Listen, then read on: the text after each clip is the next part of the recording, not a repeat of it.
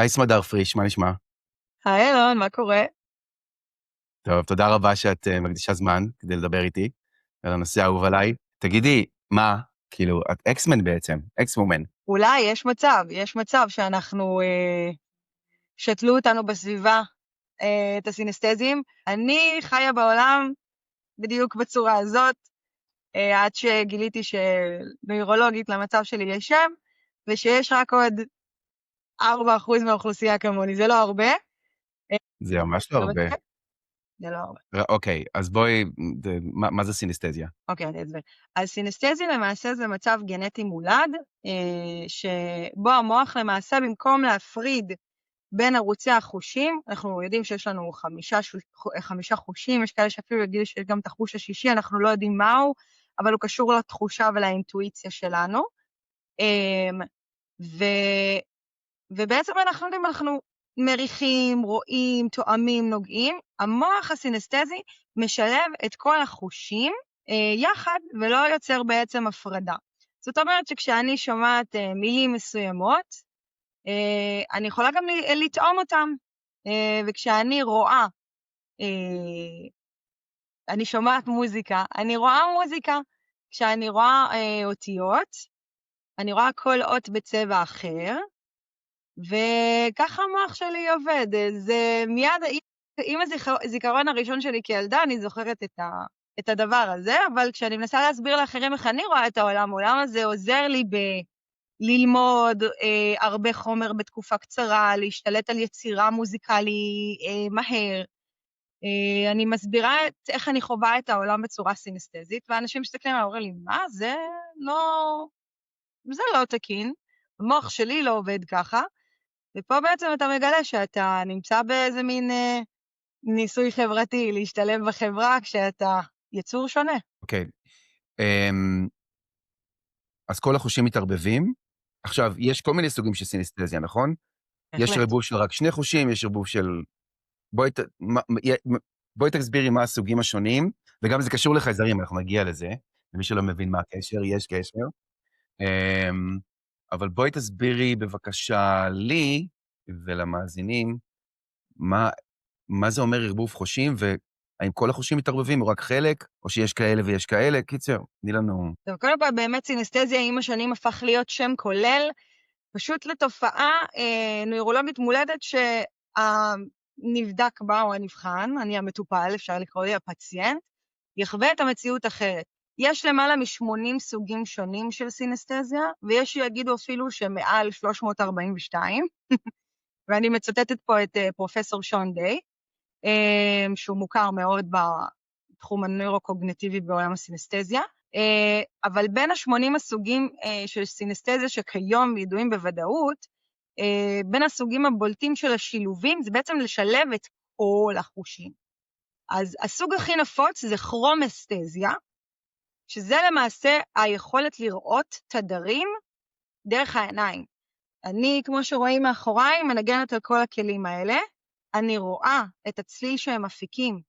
זאת אומרת, אני ממש רואה איך נראים תווים, הם מרחפים סביבי במרחב, אני רואה את הדו רמי פסול לסידו, כל אחד בצבע אחר, וזה מאפשר לי פשוט לגשת לפסנתר או צ'לו, או כל כלי שהוא, לשמוע יצירה מתנגנת בראש, לראות את הצבע שלה, ולמצוא מיד את הצבעים על הכלי הזה דרך הכרומסטזיה.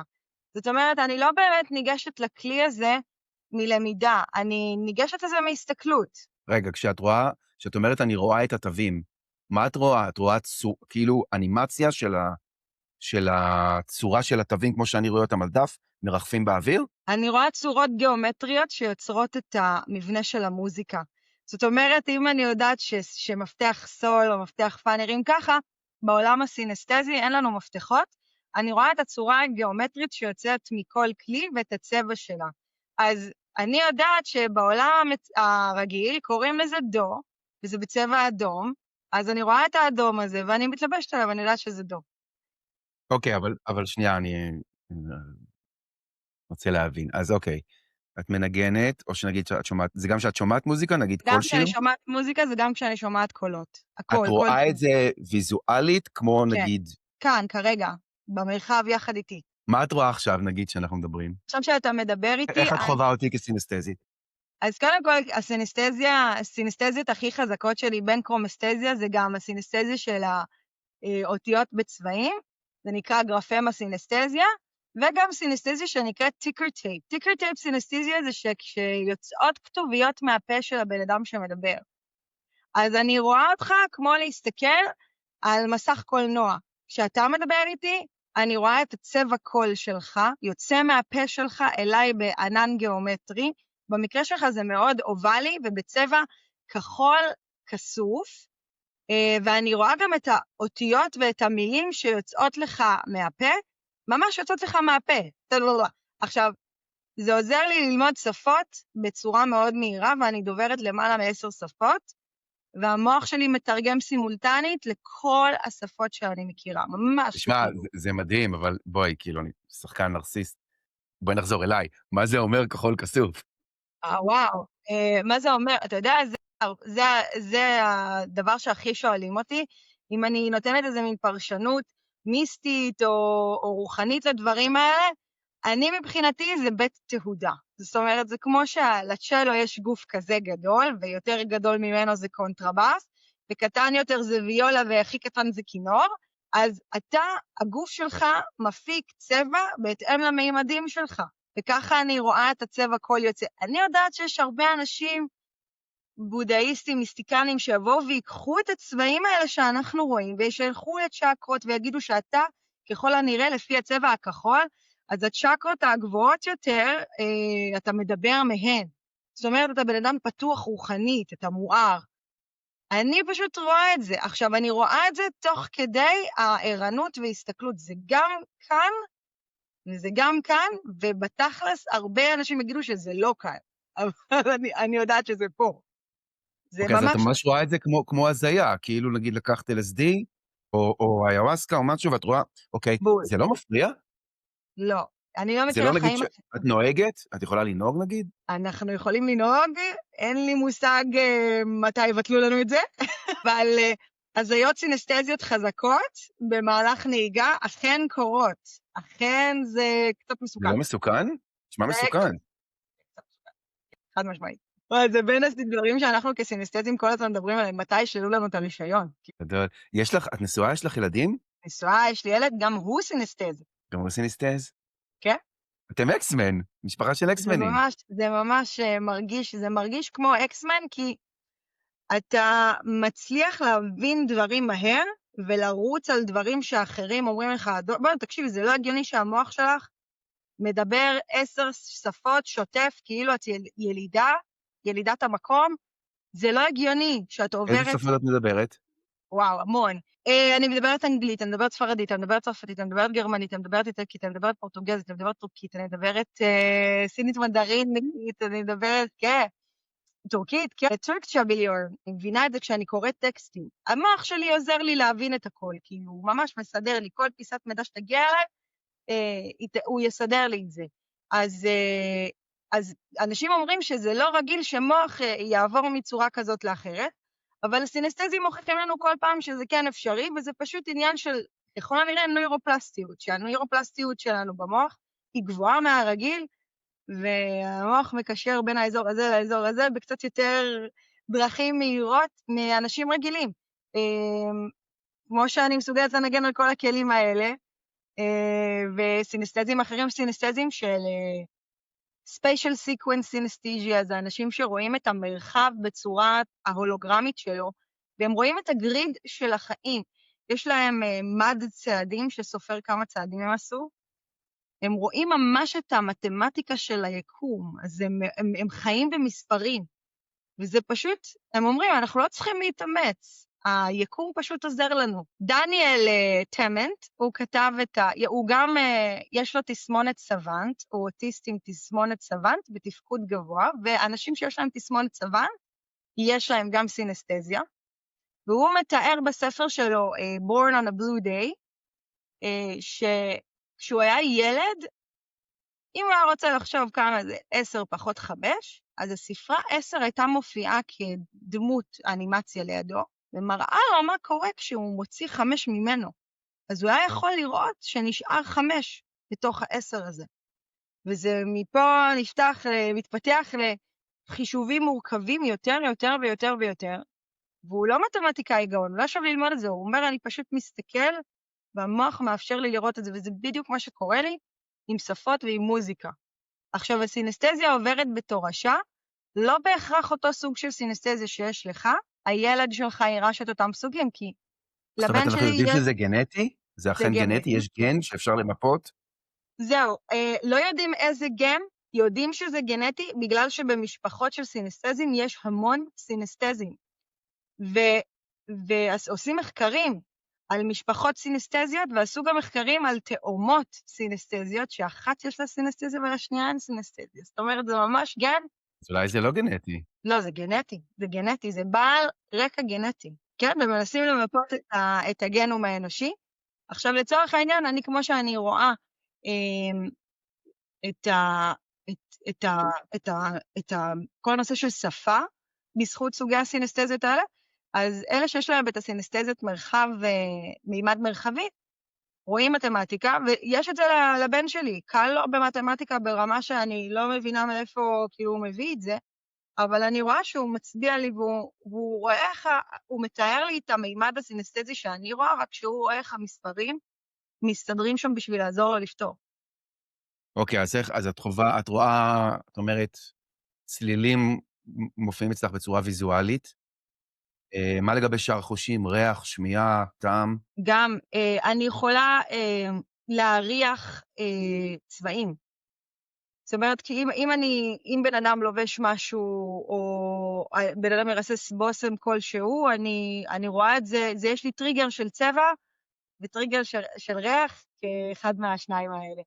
זאת אומרת, זה עובד בשתי הצורות? נגיד, אם את רואה צבע כחול, זה מריח בצורה מסוימת? זה מריח בצורה מסוימת. ואם את מריחה משהו מסוים, את רואה צבע שלו? נכון, כן, כן. יש ריחות זהים לכל צבע? נגיד, כחול תמיד מריח אותו דבר? תלוי למה המוח מקשר את זה. אנחנו לא יודעים מתי, באיזה שלב, אומרים שזה בשלב של הילדות, שהמוח במקום לעשות את הגזירה של המידע שלא אמור להמשיך איתך לגיל בוגר, הוא לא עושה את זה אצלנו, ויכול להיות שבזמן הילדות, כל ההקשרים האלה נוצרו, כי לפעמים אני רואה צבעים שמעלים לי ריחות וטעמים שקשורים לילדות שלי, וזה לא פוגש אותי ביום יום, אבל כן, אצלי לרוב זה קבוע, זה חוזר על עצמו, זה רפטטיבי. זה אותם צבעים מקושרים לאותם ריחות, ואותם ריחות שמקושרים לאותם צבעים, לאו בהכרח זה אותו הדבר. אז נגיד, את יכולה, למשל, לא יודע, נגיד לשבת בבית קפה, פתאום את מריחה משהו, ואז את מסתובבת, וזה שלידך לובש סוודר כחול, ואז מה, זה מה שהערכתי, נגיד? זה כזה.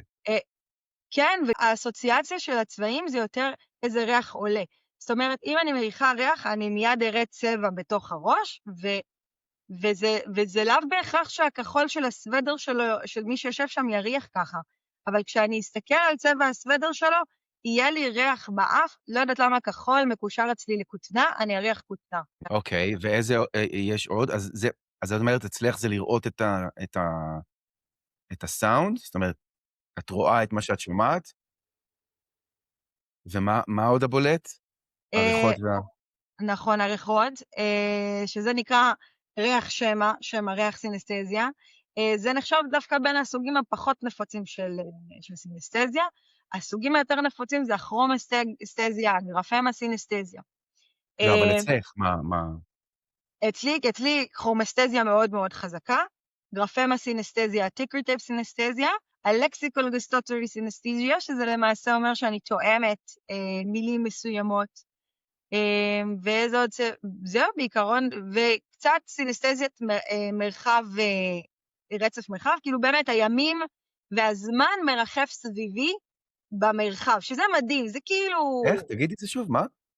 הימים והזמן מרחפים סביבי במרחב. זאת אומרת, אני יודעת שהיום יום רביעי הוא בצבע צהוב, המילה יום רביעי מרחפת פה, כאילו מעליי, כאן ממש יושב יום רביעי, אני רואה גם את התרגום שלה לשפות שאני מכירה, ואני עכשיו רואה גם מה השעה, אני חושבת שאני מסתכלת, אני רואה שאצלי 17:37, אז אני רואה את המספר מרחף סביבי, ואני כאילו יודעת כמה שעות יש לי עד לערב, באיזה חודש אני נמצאת, זה כאילו יש לך Outlook בתוך המוח, שאתה מקובל הזמן דרכו. מבינה שאת לא כמו כולם. באמת בגיל שהסינסתזיה מתחילה להראות את אותותיה, ברגע שיש לך שפה. 3, 4, 5, אני מתחילה להבין שאני רואה את העולם אחרת. יש לך זיכרון ילדות של פתאום, שזה בעצם, לא, אין לך מה להשוות, כאילו, ככה את רגילה בעצם, הכל נכון, תמיד היה ככה, נכון? נכון, וגם למזלי, אני מהאנשים האלה שכל המשפחה שלהם סינסתזים, אז באמת? ההורים שלך גם? אימא שלי וכל האחים שלי ואני סינסתזים. וואו, איך זה נראה בסדר פסח? איך זה שונה? נגיד, אוקיי, אם נגיד אני מסתכל מהצד, אני זבוב על הקיר, ויושבת משפחה של סינסתזים לסדר פסח, זה נראה רגיל, או שזה משהו, זה נראה אחרת? אני אגיד לך את האמת, לדעתי זה אחרת, כי אנחנו אנשים שמאוד מעריכים שקט.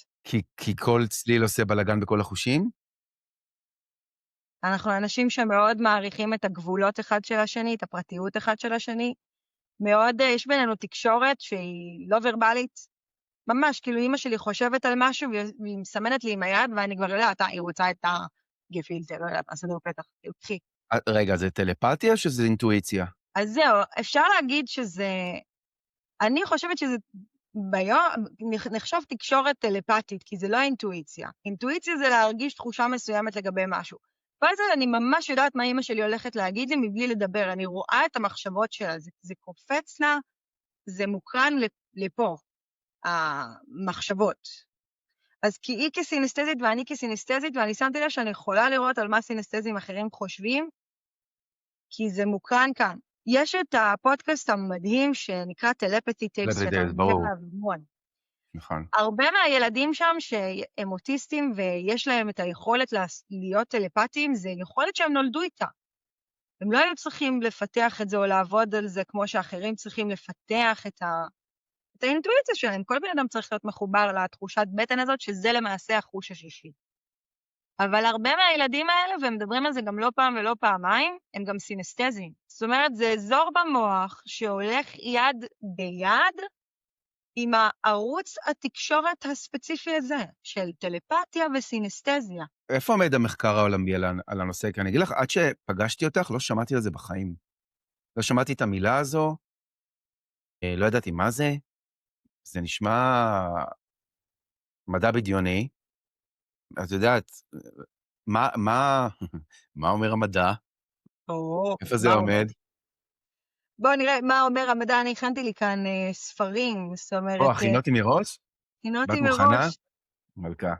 הכינותי מראש ספרים שעוסקים בנושא סינסתזיה. אני מרגש אותי באמת לשמוע שעד שלא הכרת אותי לא שמעת על סינסתזיה, כי אני שמתי לי למטרה לדבר על סינסתזיה, לעורר כל סינסתז וסינסתז. יש לנו יכולות מופלאות, ואנחנו צריכים לקחת את הסינסתזיה ולהסתכל עליה כאל כלי לשיפור ופיתוח הקוגניציה שלנו, ובאופן כללי גם הקוגניציה הכללית, כי כשאנחנו היום, המדע יושב במקום שהוא רוצה להיעזר בסינסתזים, בשביל ליצור צורות חיווט אחרות, בשביל לדכות דיכאון או הפרעות נפשיות, לבטל את מחלת האלצהיימר או הדמנציה, לקחת רובוטים שהם AI ולהפוך אותם לסינסתזמה גם מראה, והם יוכלו לדעת בדיוק איך אתה מרגיש ולזהות מחלות לפני שהן מתפרצות. וואו, מדהים. נכון מאוד. אוקיי, אז איך המדע מתייחס לזה? קודם אז כל, קודם מתייחסים לזה, מקבלים את זה? זאת אומרת, או שגם מתייחסים לזה בתור, כי נגיד המדע לילדים הטלפתיים מתייחס בביטול מוחלט, המדע נכון, הרשמי. לצערי דוקטור הרב. רנסי פאול, שנכחתי בהרצאה שלה, ופגשתי אותה, גם דיברתי איתה, הראיתי לה את האבן מקדימה. האבן הכביכול חייזרית, כנראה שלא. טוב, זה, לא נראה. מחכים לתשובה, זה אצל נולן, נראה מה אבל אתה יודע, יגיד. מה שבטוח זה שהאבן הזאת תגיע לידיים הטובות, כי אתה עושה איתה חיל בעולם, אפשר להגיד את זה. אתה ממש מייצג אותנו בכבוד, מציע אותי יחד עם למסע. האבן הזו. אבל רגע, אז לילדים הטלפתיים, גם לדוקטור פאוול, שגילתה אותם, אתה יודע, לקחו לה את הרישיון לאיזה תקופה בגלל זה. אז איך, ועד היום, אתה יכול למצוא, למרות שטלפתי טיפס היה אחד הפודקאסטים הכי מואזנים בעולם, ויש עכשיו עונה שנייה, וסרט תיעודי וכל זה, עדיין את יכולה למצוא מאמרים של מדענים ברשת שאומרים שזה הכל קשקוש, זה בולשיט, זה אחיזת עיניים, הילדים האלה בכלל לא טלפתיים, ההורים שנוגעים בהם מסמנים להם בצורה מסוימת מה לענות, וזה הכל קשקוש. אז לא, לא, איך, לא. ברור, כן, אני לא עם המדע בקטע הזה, ברור. אבל אתה איך רואה המדע גם מתייחס לסינסתזים? אתה רואה גם את הסוג האנשים שהם באים ואומרים להם במילים אחרות, אתם שרלטנים, וזה לילדים שהיכולות שלהם מאוד מאוד מוגבלות. איזה מין הורה יבוא זה פשוט כואב הלב לשמוע את זה.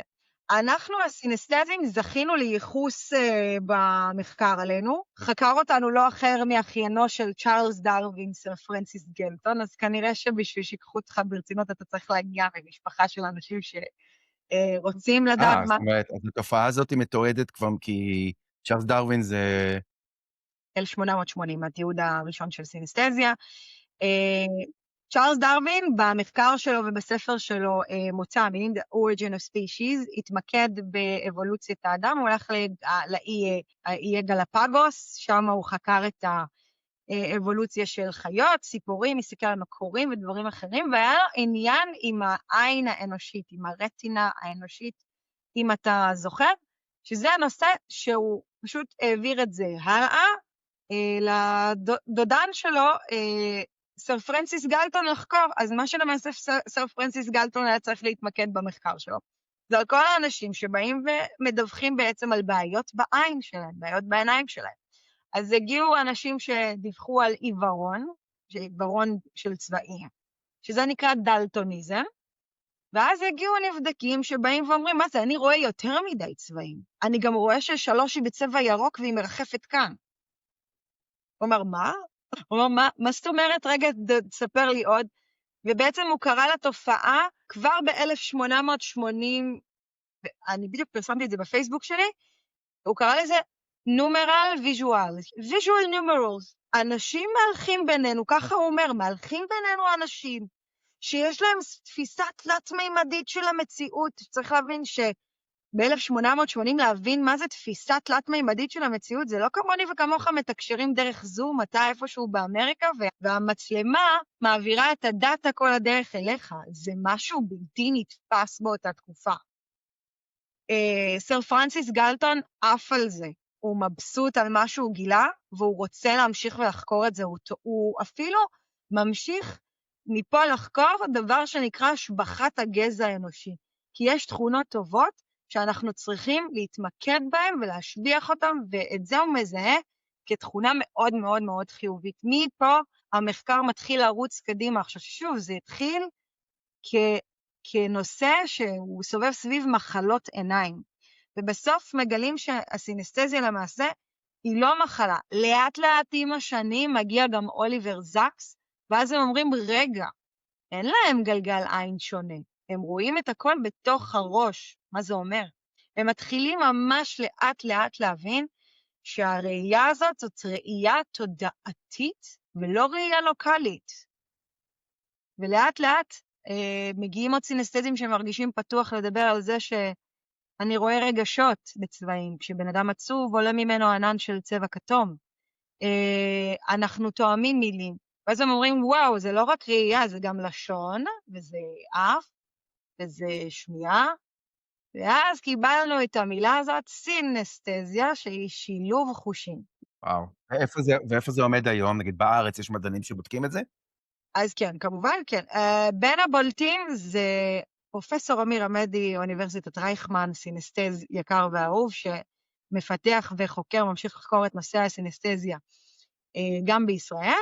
מה שלמזלנו קרה ב-200-100 שנה, פחות מ-100 שנים האחרונות, זה שהמציאו את מכשיר ה-FMRI, שמראה לך פיזית שיש לנו מוח אחר. מוח שעובד אחרת, חושב אחרת, מכוות אחרת, משאר האוכלוסייה. ואז כאן אתה מקבל את החותמת המדעית שאי אפשר לבוא ולהגיד שמשרלטים פה משהו, או בוחנים את זה או בודקים את זה. יש פה מכשיר FMRI שמראה לך שמדובר במוח אחר, הם כבר, אתם סינסתזים, אתם משהו אחר, אתם יצור אחר גנטי. את יכולה בכלל להבין איך בני אדם רגילים מתנהלים בעולם בהקשר הזה? מה זאת אומרת? את יכולה בכלל להבין איך בני אדם שהם לא סינתזים מתנהלים בעולם בהקשר החושי? אמ, לא, אין לך מושג. כן, לא, למה שיהיה לך מושג? אין לי מושג. אז איך, באיזה שלב את מבינה שאת לא כמו כולם? כשהייתי ילדה קטנה, אני חושבת שהייתי בכיתה א', ועשו לנו הכתבה באנגלית, והצלחתי לזכור 15 מילים תוך פחות מ3 דקות בלי שום טעות, והמורה שאלה אותי, איך עשית את זה? הסברתי לה שפשוט מאוד המילים התחלקו לקבוצה של 3 מילים בצבע הזה ובצבע הזה, והלכתי לפי הצבעים, והיה לי קל לזכור. את רואה, זה הקבוצה של המילים הצהובות, אז הם כולם הסתדרו לי וראיתי את זה. אז היא הסתכלה עליי ככה, והיא אמרה לי שאני משקרת, ושאני ממציאה, ושאני מדמיינת דברים, והיא פשוט התייחסה אליי בצורה מאוד מאוד מאוד שלילית, ואני לא הבנתי מה עשיתי לא בסדר, כי בסופו של יום מוצאתי 100, ובאו אליי בגישה שיפוטית רעה.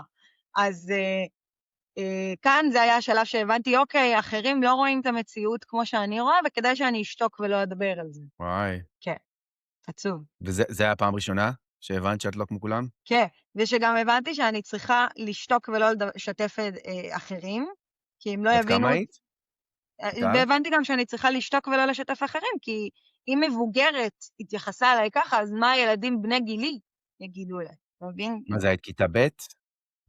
כן, זה היה כיתה, לא, זה היה כיתה א'. ו... אמ, אבל כשהגעתי הביתה ושיתפתי את אמא שלי, אז אמא שלי אמרה לי, בטח גם המורה הזאת לא נעימה ויש לה גם קול מגעיל. אמרתי לה, נכון. ואוקיי, ואז את מתחילה להבין שאת לא כמו כולם, ולא כולם תואמים מילים או מריחים צלילים או להפך, ומה, איך זה? איך זה להתנהל ככה בעולם? כאילו נגיד בקשרים חברתיים, כשאת מדברת עם חבר, כאילו זה, איך זה משפיע בעצם על הקיום? נגיד, אוקיי, נגיד אני את ועכשיו מדברים, ואת רואה אותי מדבר נגיד, עדיין, זה עדיין כסף וכחול? אם נגיד אני עכשיו פתאום נכתוב קריזה, או יתעצבן, ונגיד תתחיל לדבר לא יפה, זה יקבל צבע אחר? אם תעלה מרמה שהקול שלך עולה ככה או עולה ככה, אז כן, זה צבע שישתנה.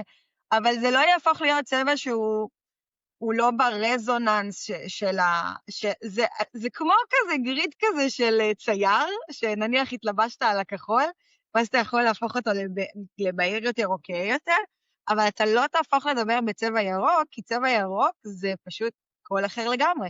בשביל לדבר בצבע ירוק, היית צריך שיהיה לך קול קצת יותר מהאף. אוקיי, אבל נגיד אם, אוקיי, אבל אם אני עכשיו, נגיד אתחיל לצעוק, זה יהיה צבע אחר, או שזה עדיין יהיה, כאילו... זה יהיה צבע, תלוי באיך העוצמה של הקול שלך עולה. טוב, אז נגיד אני לא רוצה לצעוק, נגיד עכשיו אני אלחש, תגיד, אני לוחש עכשיו. עכשיו שאתה לוחש, זה בצבע כחול בהיר, יותר בהיר. ועדיין מתכתי כסוף. וואי, אוקיי. ואגב, יש למצב הרגשי שלי גם השפעה על איך שאת חווה את התקשורת בינינו מבחינת החושים? כן, נגיד, את בדרך יכולה, נגיד אם אני עכשיו, נגיד, אוקיי, נגיד אני עכשיו, עזבי אותי, נגיד בעלך, מישהו שנגיד שהוא חשוב לך. הוא בא והוא לא סיניסטז, הוא בן אדם רגיל.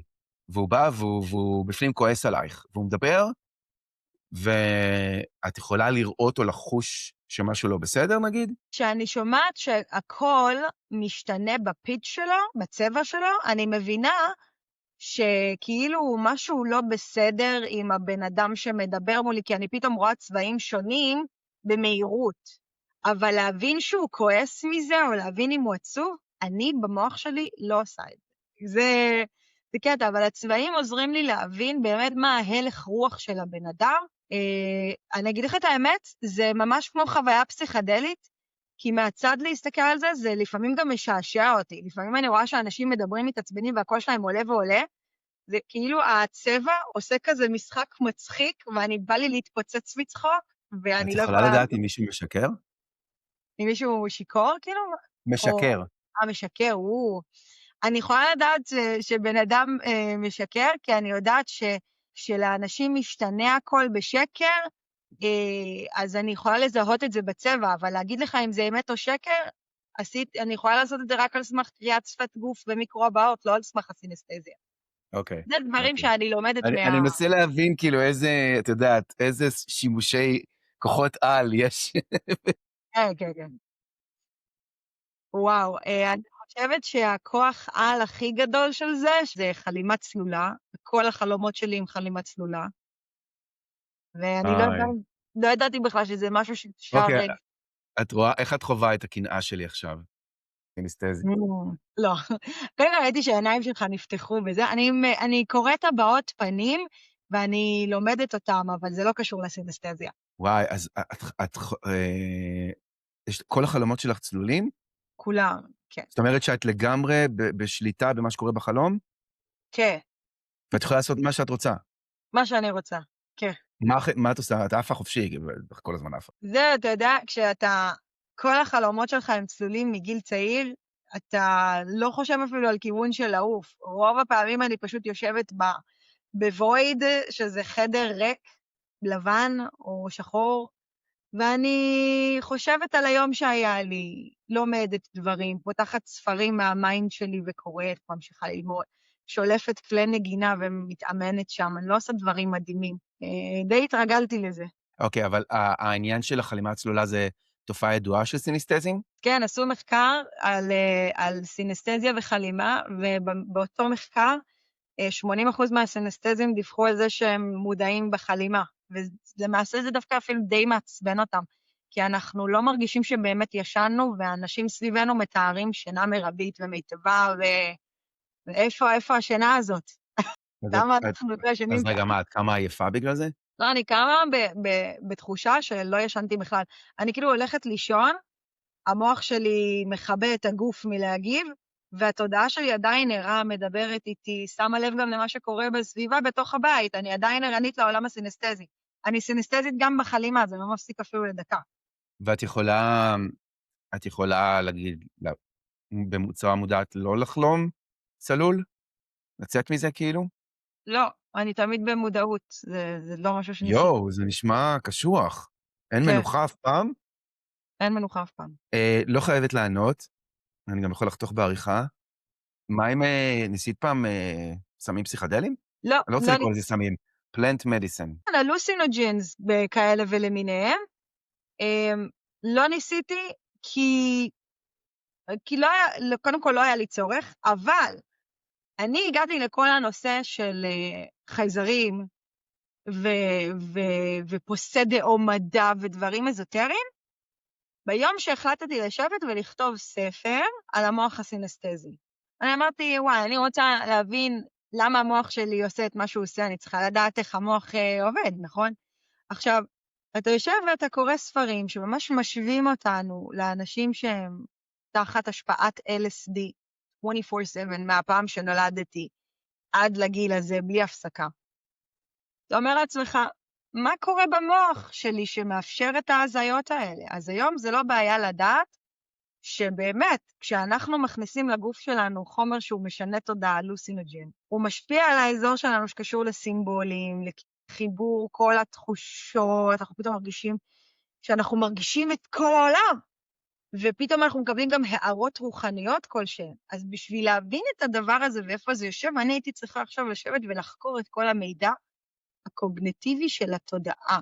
זה לוקח אותך לשבטים מרוחקים באזור האמזונס, ובעצם התחלתי ללמוד את כל המדע שעומד מאחורי הזיות, בשביל להבין למה הסינסתזיה שלי גורמת לי לחיות כאילו אני בהזיה אחת גדולה. אז ההשוואה, אז את בעצם אומרת שהמוח שלך הוא כמו, נגיד אם אני עכשיו אקח כמות מספיק גדולה של פטריות הזיה, או LSD, או DMT, אני אהיה סיניסטזי? אני אחווה את העולם בצורה סיניסטזית? כן. ברגע שאתה תיקח חומר משנה תודעה כלשהו, זה יכול להיות איהאוסקה, DMT, זה יכול להיות MD, זה יכול להיות קטמין כאלה ולמיניהם, המוח שלך, אתה תתחיל לקבל תופעות סינסתזיות, זה מעלה את הסרוטונין במוח, וגם בסוף שנות ה-80, באמריקה, כשהיה אפשר לעשות ניסויים על בני אדם, כי זו הייתה התקופה הפסיכדלית, שנות ה-70, 60, 70, 80, ובשנות ה-80 לקראת הכניסה לשנות ה-90, הפסיקו את כל הנושא של ניסויים בבני אדם, אבל בסוף שנות ה-80 באמת היה מחקר שהתעסק באיך גורמים לאנשים להיות סינסטזים, והמשך זמן הכי ארוך שהיה אפשר לגרום לבן אדם להיות סינסטז, זה היה בין 3 ל-5 שעות, שהיו מזריקים בעצם מוליכי סרוטונין מאוד מאוד גבוהים למוחו של שרואים במוחו של הנבדק. החקר על סינסטזיה ומה קורה במוח שלי, לקח אותי למחוזות של כל הסמים הפסיכדליים, להבין איך הם עובדים, מה קורה במוח שלנו, מה אנחנו רואים, הגיאומטריה של היקום שאני רואה באופן טבעי, זו הגיאומטריה שנגלית לאנשים שעושים פטריות. כן, אני חוויתי טריפ משמעותי של LSD פעם אחת, ובאמת ראיתי, לא יודע אם להגיד, לא, דווקא, האמת, צורות גיאומטריות יותר ראיתי שעשיתי פטריות כמה פעמים, אבל לא עשיתי בכמויות מספיק גדולות בשביל זה היה ממש משמעותי, זה היה די סאטל, אבל כן ראיתי דברים התעוררו לחיים, נגיד ראיתי שהייתי בטבע, פעם ראשונה שעשיתי פטריות זה היה באוסטרליה, והייתי ביער גשם, ופתאום הכל נראה בחיים, כאילו ראיתי את הנימי דם של העצים, זה לא היה נימי דם, זה היה בצבע ירוק, זה היה כאילו אנרגיה שזורמת בתוך הגזע של העץ. כן, האבן אני רואה פתאום, את זה, ראיתי את האבנים נושמות, אני זה רואה היה את ממש זה. מגניב. כן? אני רואה את זה ביום-יום שלי. יש לי צמחים שאני מטפלת בהם, אני רואה איך כל צמח מרגיש. כשהוא מקבל מים, אני רואה את הוורידים הירוקים האלה פתאום מתעוררים, יוצאים אנרגיה יותר ירוקה או יותר כחולה. כשאני גוזרת עלה, אני רואה את האנרגיה של העלה עדיין נשארת במקום. אחרי זה... את יכולה לחוות רגשות של צמחים? כן, כן, כן, יש להם שפה. יש להם שפה ממש שאני מסוגלת לשמוע אותה, והיא כמו טקטוק כזה. לא יודעת אם אתה שומע את זה. כן. רגע, ואני אז את אני בעצם יכולה... אומרת שאת יכולה לתקשר עם צמחים? יכולה לנהל שיח עם צמח?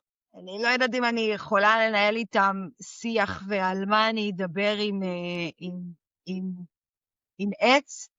אני יכולה לדעת בעיקר איזה עץ רוצה לשתות, ואיזה עץ קיבל יותר מדי מים, הם כאילו יותר מתקשרים על המישור הזה של איך אני מרגיש כרגע, אם אני רעב או לא רעב. זה כמו לדבר עם בני אדם כשבן אדם רעב, או אחרי שהוא כבר שבע והוא כזה. ככה זה מרגיש לי איתם, אבל ככה אני יודעת מתי להשקות אותם, מתי לא להשקות אותם. כיף לי הרבה יותר בחורף כשכולם מקבלים מים, בקיץ זה פשוט צרחות ש...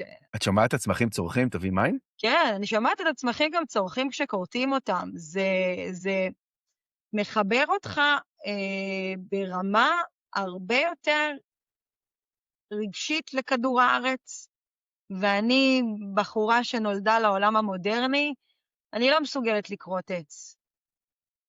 אני לא יכולה גם להבין איך עושים את זה בכמויות ובמסות, זה ממש לקחת את יודעת, זה נקודה. מעניין מה שאת אומרת, סיפור קטן. יש לי פה באוסטין, טקסס, בית שלי הוא על מגרש מלא בעצים.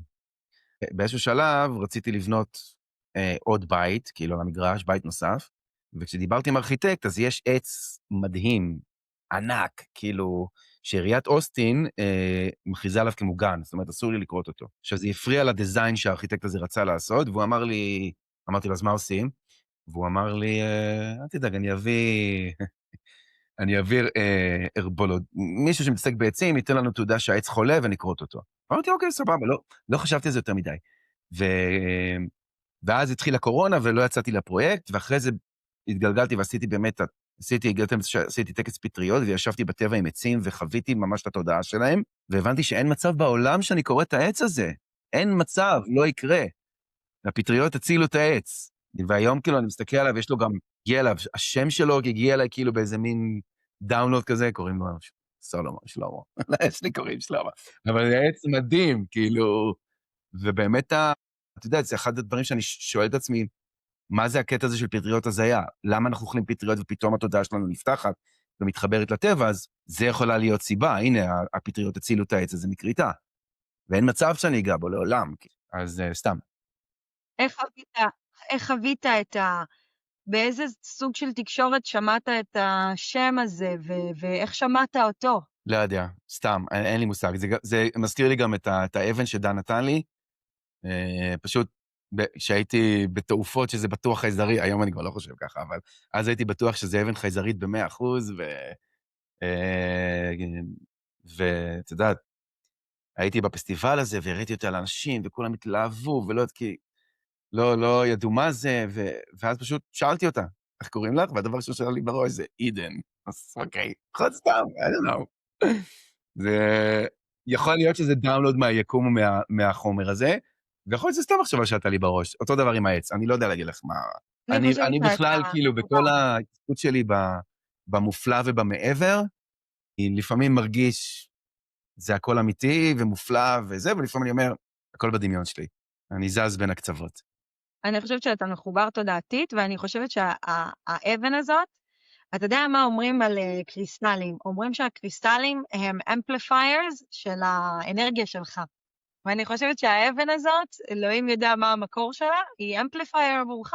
היא מוציאה ממך משהו כן. מאוד מאוד... המקור שלה, כנראה, אני חייב להאמר, ממפעל בסין. זה לדעתי המקור שלה. לך תדע, בסוף כל האנושות נראה בסוף בתוך המוח שלנו. אולי יום אחד נגלה בתוך המוח שלי made in China. כן, נכון, תקשיבי, באמת, אוקיי, תקשיבי, אנחנו כבר 45 דקות, אני יכול לדבר איתך על סינסתזיות 5 שעות, אבל בואי, אנחנו פודקאסט על חייזרים. תסבירי לי, איך בכלל זה קשור? אז נכנסתי למחקר הזה בשביל ללמוד באמת מה קורה במוח, ואז אני מתחילה, קודם כל, בספר שנקרא The Cosmic Serpent, שזה DNA and the Origin of Knowledge, על ידי האנתרופולוג ג'רמי נרבי, ומה שאתה בעצם לומד מהספר הזה, זה להבין שהוא נשגב יותר מהבינה של אדם פשוט, או אפילו בן אדם שהוא חי באיזה שבט באמזונס, אבל זה גם מחבר אותך לישויות חוצניות שנותנות לך מידע. זאת אומרת, אני ביום שישבתי לחקור את המוח, את הסינסתזי, התחלתי ללמוד על צורות תקשורת עם מה שאנשים פעם קראו מפגש עם שדים, מלאכים או אלוקים, שהיכולת התודעתית הזאת מקשרת אותך אליה, וזה הכל מתקשר למולקולה הזאת שיש לנו במוח, שכולנו יש לנו אותה גם בגוף. זו מולקולה שמופקת כשאתה נולד, כשאישה יולדת, או כשאתה בחוויית סף מוות או פטריות, זה נקרא דמתיל טריפטמין, DMT. המולקולה האלוהית. בדיוק, מחזיקה עכשיו ספר, בואי תקריא את השם שלו. והספר נקרא DMT and the Soul of Prophecy, על ידי ריק סטרסמן, ובעצם ריק סטרסמן, בטח. ריק סטרסמן, מה שהוא עושה בעצם זה, הוא לוקח איך כל הסיטואציות, הוא אומר הוא היה עוסק במחקרים על נבדקים שקיבלו פסיכדלים, ומה שהם תיארו זה הרגיש לו מאוד מאוד מוכר הסיפורים האלה מסנדיי סקול שהוא היה הולך אליהם, שאמא שלו הכריחה אותו ללכת לסנדיי סקול. למרות שהוא יהודי. כן, הוא יהודי, הוא ישב שם והוא שמע ככה בחצי אוזן על פרשת השבוע, והוא אמר, בנה, הנבדקים שלי מתארים סיפורים שהנביאים היו מתארים, שהם היו מתקשרים עם אלוקים. הוא פסיכולוג, נכון? דוקטור לפסיכולוגיה? הוא MD, כתוב פה. כן, הוא היה אצל ג'ו רוגן לפני איזה חודש לדעתי. כן, כן. אז בעיקרון אני יושבת ואני קוראת את הספרים האלה, ואני אומרת לעצמי, רגע, מה זאת אומרת? מה זאת אומרת? אני חיה בצורה כזאת, ואני מסוגלת לראות דברים גם ללא השפעה של חומרים פסיכדליים, ומה זה קשור בכלל לתקשורת עם ישויות אחרות או חוצנים? ואז אני נתקלת בפסוק הזה בתנ"ך שמופיע בספר שמות, שבעצם אומר, והיה כל העם רואה את הקולות. זאת אומרת לעצמי, רגע, מה זאת אומרת? זה אגב, זה פסוק שמאתגר המון אנשים. איך אפשר לראות קול? אני כשהייתי ילדה קטנה, אני הבנתי את התנ"ך, אני הבנתי את האלוקות, אני יודעת איך נשמעת בת קול, אני חיה את העולם הזה. לא צריך להסביר לי מה זה והיו כל העם רואים את הקולות. אני הייתי ילדה שרואה את הקולות. אני גם יודעת שלשמוע בת קול באמצע ויצאה בת קול שהכריזה, יש תדר שעולה מהבטן של האדמה במהלך היום. ואם זה תדר שהוא לא חיובי, אז יקרה משהו. יכול להיות רעידת אדמה, זה יכול להיות שינוי כלשהו, יקרה משהו. הדברים האלה כשהייתי ילדה קטנה היו לי מאוד מובנים, אני מבחינתי האלוקים הוא סינסתז. אבל לא הבנתי שזה נחשב תקשורת עם ישות חוצנית, שהוא בוחר להתגלות אליך באופן סינסתזי, או להפוך אותך לסינסתז, כדי שהוא יוכל לדבר אליך. ובספר הזה הם מביאים את המקרה של סולם יעקב. שוב, מה קורה בפרשה עם סולם יעקב? הוא רואה מלאכים העולים ויורדים מהסולם, שמחבר בין הארץ לשמיים, והסולם הזה למעשה זה, שוב, הזיה פסיכדלית שאפשרה לו לראות ישויות שידברו אליו. עם השנים אני מתחילה להבין שמלאכים ושדים זה פשוט שמות לחוצנים, והאופן תקשורת שבו הם יוצרים קשר עם בני האדם, עם האנושות, היא תקשורת סינסטזית. הם באים אליך מהמישור התודעתי, והם מתקשרים דרכך, איתך, דרך המישור התודעתי, דרך החושים. הם לא באים ומדברים איתי. וזה שני דברים בדיוק, יש לי להגיד לך על זה. אחד זה בכנס בסול, דיאנה פסולקה, פרופסור דיאנה פסולקה, שמתמחה בחקר דתות וחוצנים, נתנה הרצאה בסול, וזה בדיוק מה שהסבירה. האנושות חווה את התקשורת עם החוצנים, בהתאם למה שהיא מכירה. אז לפני תקופת הנאורות ועליית המדע, חוו אותם כשדים ורוחות ומלאכים, ועכשיו, כשאנחנו בעידן המדע והמדע הבדיוני, אנחנו רואים אותם כחלליות וחוצנים וטכנולוגיה. השאלה היא, מי מתאים את עצמו למי? נכון, האם נכון? התופעה בוחרת להראות את עצמה כמו שאנחנו מכירים אותה, או שזה פשוט הפרשנות שלנו שמשתנה? זה דבר אחד. דבר שני, לגבי החוויה הסינסטזית בתקשורת עם חוצנים, כמובן אני אזכיר את המרואיין האהוב עליי, יוסי רונן. באמת, אחד האנשים שנכנסו לי ללב, אני חושב עליו, אני מתרגש. איזה בן אדם מדהים, והוא מתאר באמת שהחוויה הטלפתית עם החוצנים שביקרו אותו הייתה סינסטזית.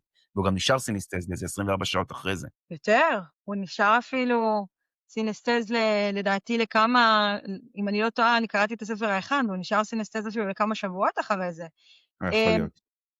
זה מדהים, כי אני יכולה להגיד לך שכסינסטזית, אם עכשיו אנחנו נתייחס לחלק הראשון של הפודקאסט, כמה היה לי קשה להסביר לך מה זה, ושאתה תבין אותי, מה זה סינסטזיה.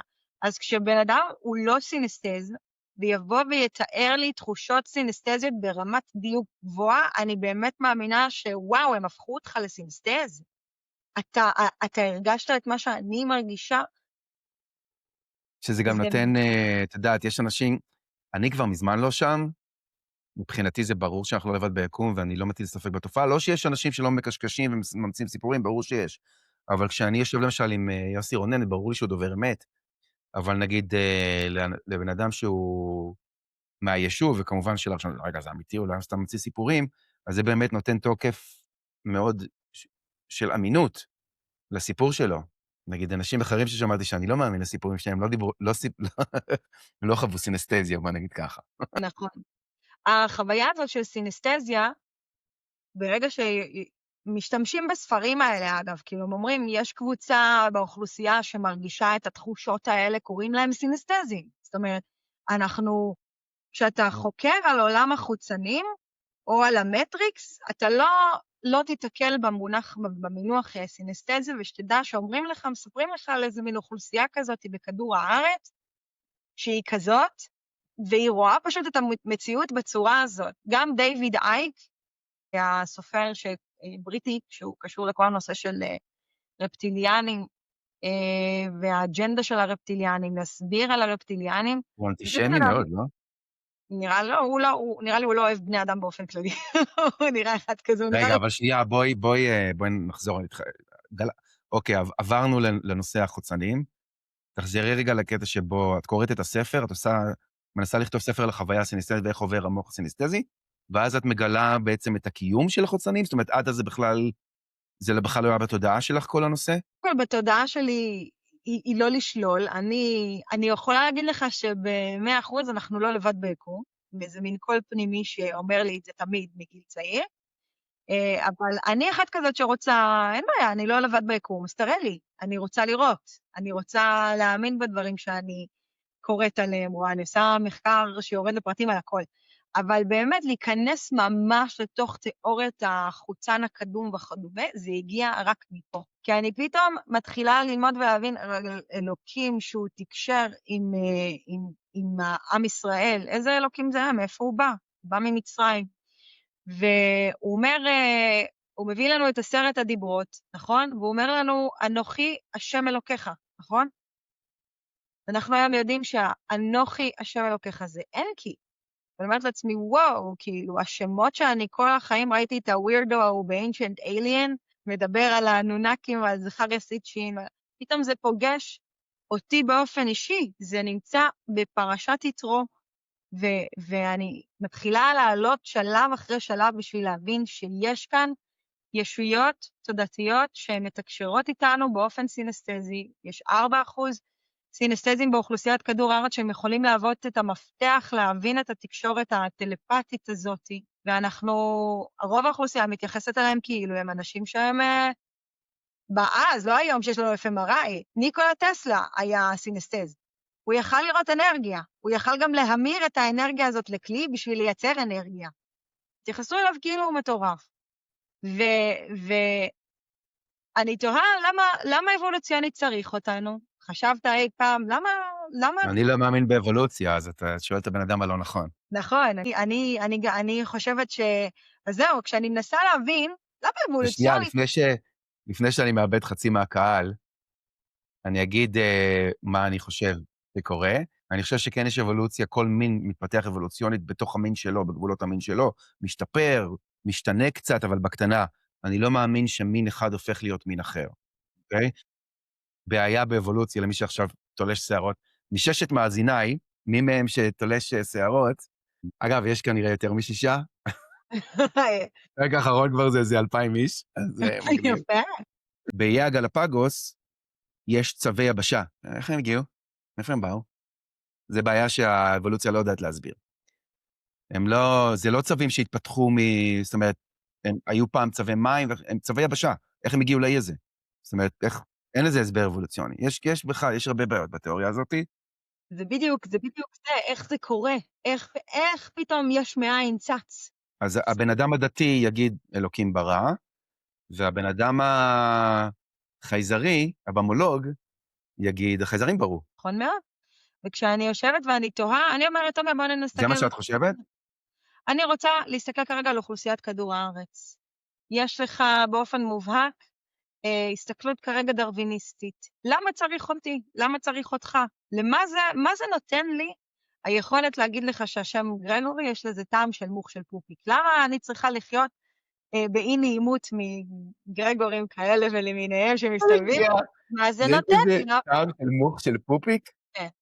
ולא טעמתי מוך של פופיק, אבל כשאני שומעת, היי, אני גרגורי, זה מה שאני רואה בראש, זה מה שאני תואמת, ואני כזה... אוי, אז טוב, אני חייב לשאול, אני חוזר על עצמי, אבל מה את טועמת שאת שומעת אלון פדות? לא, קודם כל שאני שומעת את השם אלון. אני רואה עץ, ואני מריחה אורנים, אז אני אוהבת את השם אלון. את השם גרגורי, סורי לקהל גרגורים, אם הם בששת העוקבים. אז כשאני חושבת אבולוציונית, למה צריך מישהי, אוכלוסייה כמונו, כן? אני לא מצליחה להבין למה. מצד שני, אני מצליחה להבין שהחבר'ה האלה שהגיעו לפה לחוות את העולם כסינסטזית, עושים שימוש חד משמעית אחר במוח האנושי, וזה ככל הנראה מראה לנו שיש קפיצות אבולוציוניות, או בעצם התערבות חוצנית. כי אם אלוקים צריך להתערב חוצנית בבני האדם בשביל שהם יראו קולות, והיו צריכים להתכונן למעמד הר סיני, זה לא קרה, והיו צריכים כמובן לא ללכת לישון באותו ערב, והם היו צריכים להכין את עצמם פיזית ולהיטהר, היה צריך שיהיה פה גם נכונות מהצד שלנו, אבל גם דברים לעשות, הם היו צריכים לדעתי לא לקיים יחסי מין, ולאכול רק בננות, דברים שספציפית עובדים על בלוטת האצטרובל, להגביר את התודעה שלה. רגע, מאיפה את מביאה את זה? את מדברת עכשיו על עם ישראל לפני מעמד הר סיני? כן, הם היו צריכים להתכונן למעמד הר סיני. מאיפה את יודעת? זה כתוב בתנ"ך? זה כתוב, אני לא זוכרת את הציטוט המדויק, אבל זה כתוב, או מי מהמפרשים, זה כתוב במפרשים. הם היו צריכים להתכונן למעמד הר סיני, זה לא קרה פתאום. זה היה ממש פה הכנה של כמה ימים לפני לכל העם. אני אומרת, אם זו הדרך להגיע לתקשורת עם בני אדם, זה פשוט נראה לי הזיה שחלק מאיתנו נשתלים פה בשביל לראות, יאללה, עכשיו איך אתם תתמודדו עם האוכלוסייה. אוקיי, אז את יודעת, אז אני עכשיו חייב לשאול אותך. תקשרת עם חוצנים בעזרת היכולות האלה? אני יכולה להגיד רק דבר אחד. אני לא יודעת, כשאני הולכת לישון והשינה שלי היא לא נורמלית, כמו שאתה מכיר, היא לא רגילה, היא לא בסייקל רגיל, אני רואה מקומות, ואני זוכרת מקומות בתור ילדה קטנה וישויות, שהיו מדברים איתי ואומרים לי דברים, אבל הם היו נראים תמיד כמוני. הם היו נראים כמוני. לא יודעת, יש אנשים שיסתכלו עליי ויגידו לי, את פליידיאנית קלאסית. זאת אומרת, את בעצם בשינה, את זוכרת דברים שקרו כשהיית ילדה. כל מיני... כשהייתי ילדה והיה לי חלימה צלולה בתור ילדה, יכולתי לצאת ולשוט ולהפליג בכל מיני מקומות. אני זוכרת חלומות שאני עפה. אני זוכרת חלומות שאני בכלל חיה ומתקיימת במקום אחר. את מבינה שיש חוצנים, נחשפת לכל לתודעה, וזה עושה לך קליק במוח של, אוקיי, זה אמיתי, ואת מחברת את זה לתנ"ך. בוודאי. למה? כי האינטראקציה עם אלוקים של מעמד הר סיני, זה אינטראקציה עם חייזר. זה לא... זה חייזר שדיבר עם אבל למה בכלל הגעת לקטע של התנ"ך? זאת אומרת, מה... כי זה האזכור כרגע הכי עתיק שיש לי על סינסטזיה, כי בתכלס, אזכורים סינסטזיים החלו להופיע אבל באיזה קטע היית קוראת התנ"ך? גדלת בבית דתי? זאת אומרת... קודם כל גדלתי בבית שהוא גם וגם, אבא אתאיסט, אמא דתייה, אז קיבלתי חינוך דתי, ואני באה מרקע דתי, והתנ"ך זה הסיפורים הכי מרתקים ומדהימים שיכולים להיות, ממש, כאילו אני מאוד אוהבת את התורה, גמרא, משניות, אין יום שאני לא לומדת, באמת. טוב, אז אני חייב לספר היה לך לי הדף סיפור. היומי. אני חייב וספרים לספר לך סיפור. חיצוניים, קראתי גם את כל הספרים החיצוניים, ספר חנוך, ספר יצירה. בואי, הם מתארים דברים סינסטזיים, אני לא מצליחה באמת להבין איך אחרים יושבים על משהו כל כך הרבה זמן להבין, כשלי ברור שהאנשים האלה מדברים שפה שהיא מאוד מאוד סינסטזית, כמו עם זה שהיה כל העם רואה את הקולות. כאילו, אתה מבין? זה האזכור הכי עתיק שיש לי לסינסטזיה. מה זה? שמות? איזה פסוק? זה פרק ט', פסוק כ"ז, אם אני לא טועה. וזה מעמד הר סיני. והיה כל העם רואים את הקולות, כן. ואז הסקת שאלוהים זה בעצם גזע חייזרי, האנונקי? חד וחלק, האנונקים, כל הנושא הזה, כל התיאוריית החוצן הקדום שהסתכלתי עליה בעבר ואמרתי לעצמי, מה זה השטויות האלה, דברי אפיקורסות, כי אני צופה ב-Ancient Alien לא מהיום. פתאום גיליתי שזה, וואו, זה לא דברי אפיקורסות, כי הספר הזה, The Cosmic Serpent, מה שג'רמי נרבי עושה פה בצורה מדהימה, היא לתרגם לי שפה של אנשים שחיים כאילו הם קיימים לפני 3,000 שנה, לשפה מודרנית. ואז אתה לומד, ואז אתה ניגש לתנ"ך, קורא אותו מחדש, ואתה כזה, וואו, זה מה שהם בעצם ניסו לתאר. רוצה לשמוע קטע? נו. מטורף שקרה לי. אני כמובן, את יודעת, אחרי שזה קרה לי אמרתי, טוב, אולי רוב הסיכויים סתם דמיינתי את זה, אבל זה קרה. יש את כל העניין של ancient artifacts ממקסיקו ומדרום אמריקה. את יודעת בכלל על מה אני מדבר? חפצי אומנות עתיקים שמוצאים אותם מתחת לאדמה, ויש עליהם ציורים של חייזרים, של השומר, של האנונקי, צלחות מעופפות, מגני דוד, הכל. בעצם כל... הירוגליפס מצריים, איך הגיע הכל. לפרו? במקסיקו. עכשיו, אני פגשתי בפסטיבל הזה, שאפרופו האבן, אני מסתובב בפסטיבל בטקסס עם האבן של דן, ומספר לאנשים שכביכול זה הגיע מאתר נחיתה של הבאם, ואז אומרים לי, רגע, ראית את הטוענים הגולגלות וחפצי אומנות? אני אומר, מה? שלחו אותי לאיזה אוהל, בקצה הפסטיבל היה אוהל, ויושב בפנים בן אדם, ובפנים יש לו את כל החפצי אומנות האלה. גולגלות קריסטל, כל מיני לוחות כאלה, קופסאות ענקיות. עכשיו, כל גולגולת, כל חפץ אומנות, כל קופסה שוקל איזה 30-40 קילו, זה כבד בטירוף, זה נראה עתיק לגמרי. יש על זה חריטות וציורים של חייזרים, של צלחות מעופפות, של האצטרובל, של התיק, השומרי, מטורף. עכשיו, אתה אומר, מה זה? מה זה החרא הזה? והוא אומר לך, זה הכל מיטולי הידלגו, זה מחפירות ארכיאולוגיות. אתה אומר, בוא אחי, נו, מה חפירות ארכיאולוגיות? איך יכול להיות? הרי אני יודע שאתה לא יכול. אומר לו, איך קיבלת את זה? זה חוקי בכלל להוציא חפירות ארכיאולוגיות? אומר לי, זה לא חוקי. ממשלת מקסיקו מתכחשת לזה שזה אמיתי, וטוענת שזה הכל זיוף. אז אתה אומר, אוקיי, טוב, בסדר, אבל תקשיבי, זה לא נראה כמו זיוף, וזה לא מרגיש כמו זיוף. זה מרגיש, יש איזה אנרגיות פסיכיות. אני לקחתי את אחת הגולגלות האלה והסתכלתי עליה בתוך העיניים וחוויתי כמו טריפ, התחלתי להיקרע מצחוק, כאילו אני על סמים. שוב, יכול להיות שהכל אני מדמיין, כן? בקיצור, התברר לי שהוא, יש 4 קניינים עיקריים של החפצי האמנות האלה, הוא אחד מהם, הוא והבת זוג שלו, ויש להם חווה בטקסס שמלאה. אז נסעתי אליו הביתה ועשיתי יום צילומים, זה מתי שאני אוציא את זה לערוץ שלי, זה בעריכה, ובסוף הזה איתם, הם עשו לי, הם עושים מה שנקרא סשן גולגלות, כאילו, כמו סייקיק רידינגס כזה. מה זה אומר? הם מביאים לך 3 גולגלות שונות, ואתה כאילו מסתכל עליהם בתוך העיניים, ומשהו. ואני יושב, ובאמת אני מרגיש אנרגיות בגוף וזרמים, ואני מרגיש שהמוח שלי מתרוקן, ואז בגולגולת השלישית היא אומרת לי, אתה תקבל חיזיון, יהיה לך ויז'ן. אני זוכר את עצמי, כאילו, בראש אומר, נו, בסדר, נו, אוקיי, יהיה לי ויז'ן, ואני יודע, אני ממשיך זה, פתאום אני רואה את עצמי במעמד הר סיני עם כל עם ישראל, מה? הר סיני כאילו משמאלי, ומאחורי ההר עולות להבות, ופתאום מתממשות במעגל מסביב לכל הסיפור בשמיים, צלחות מעופפות. יואו, What the תקשיב, fuck? מדהים. כאילו, מה? מה? עכשיו, הצלם שלי, הוא אמר לי שכשחוויתי את זה, ובאיזשהו קטע, עכשיו לפני זה, לפני החיזיון, הם הביאו לי גולגולת, את הגולגולת שהם קוראים לה פרנק, שפגשתי בפסטיבל, שגרמה לי להיקרע מצחוק. ושפגשתי אותו שוב פעם התחלתי לצחוק. כל פעם שאני מסתכל על הגולגולת הזו בעיניים, אני מתחיל להיקרע מצחוק, והבחור שצילי אמר לי, בזמן שאתה צוחק, אני בוכה. הוא אומר, אני לא מבין מה קורה איתי. אתה צוחק, והעיניים שלי נפתחות, ומתחיל כאילו לזרוק לי דמעות, אני לא מבין למה. אז שוב, אני לא יודע אם זה בגלל, את יודעת, כאילו, אין לי מושג. דמיינתי, סתם עלה לי, אבל למה שאני מדמיין דבר כזה? באיזה קטע? מה הקשר? כאילו, זה בחיים לא חשבתי על דבר כזה, אני לא גדלתי בבית דתי, זה הפתיע אותי לגמרי. כן, עכשיו, שוב, אין לי מושג, יכול להיות סתם דמיינתי דמיונות.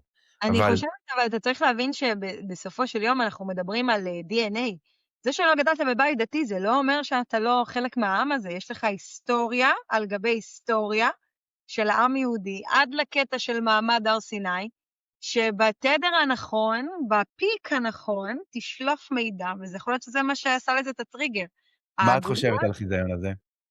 אני חושבת שיצא לך מהמוח, נשלף לך זיכרון, מאותו תקופה, מאותו מעמד. חושבת שזה באמת מה שקרה? אני חושבת שכן.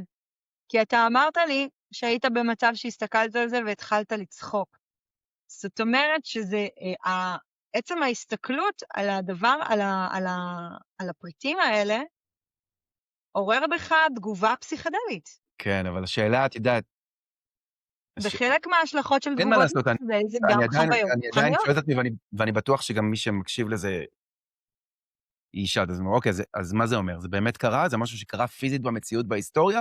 או שזה סתם דמיון שלי, או שזה מטאפורה? יש גם שאלה, מה זה משנה בכלל, אבל אותי כן מעניין אם זה באמת קרה.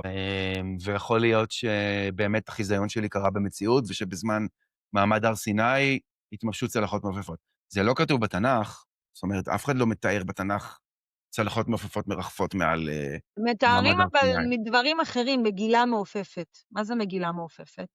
איפה כתוב מגילה מעופפת? טוב. זכריה פרק ה' פסוק א'. אוקיי, ואשוב ואשא עיניי ואראה, והנה מגילה עפה. ויאמר אליי, אורכה 20 הטיק טק שמי מעיד עליו? דיוויד גראש, נכון? כן. איזה אורך היא הייתה, אתה יודע? הוא אמר, תקריא שוב את האורך שלה. אורכה 20 באמה ורוחב 10 באמה. אז בוא תעשה חישוב כמה זה במידות שלנו. אני אגיד לך, אמה זה 0.5 מטר. זאת אומרת, גודל המגילה היא בעצם 10 מטר על 5 מטר. כן.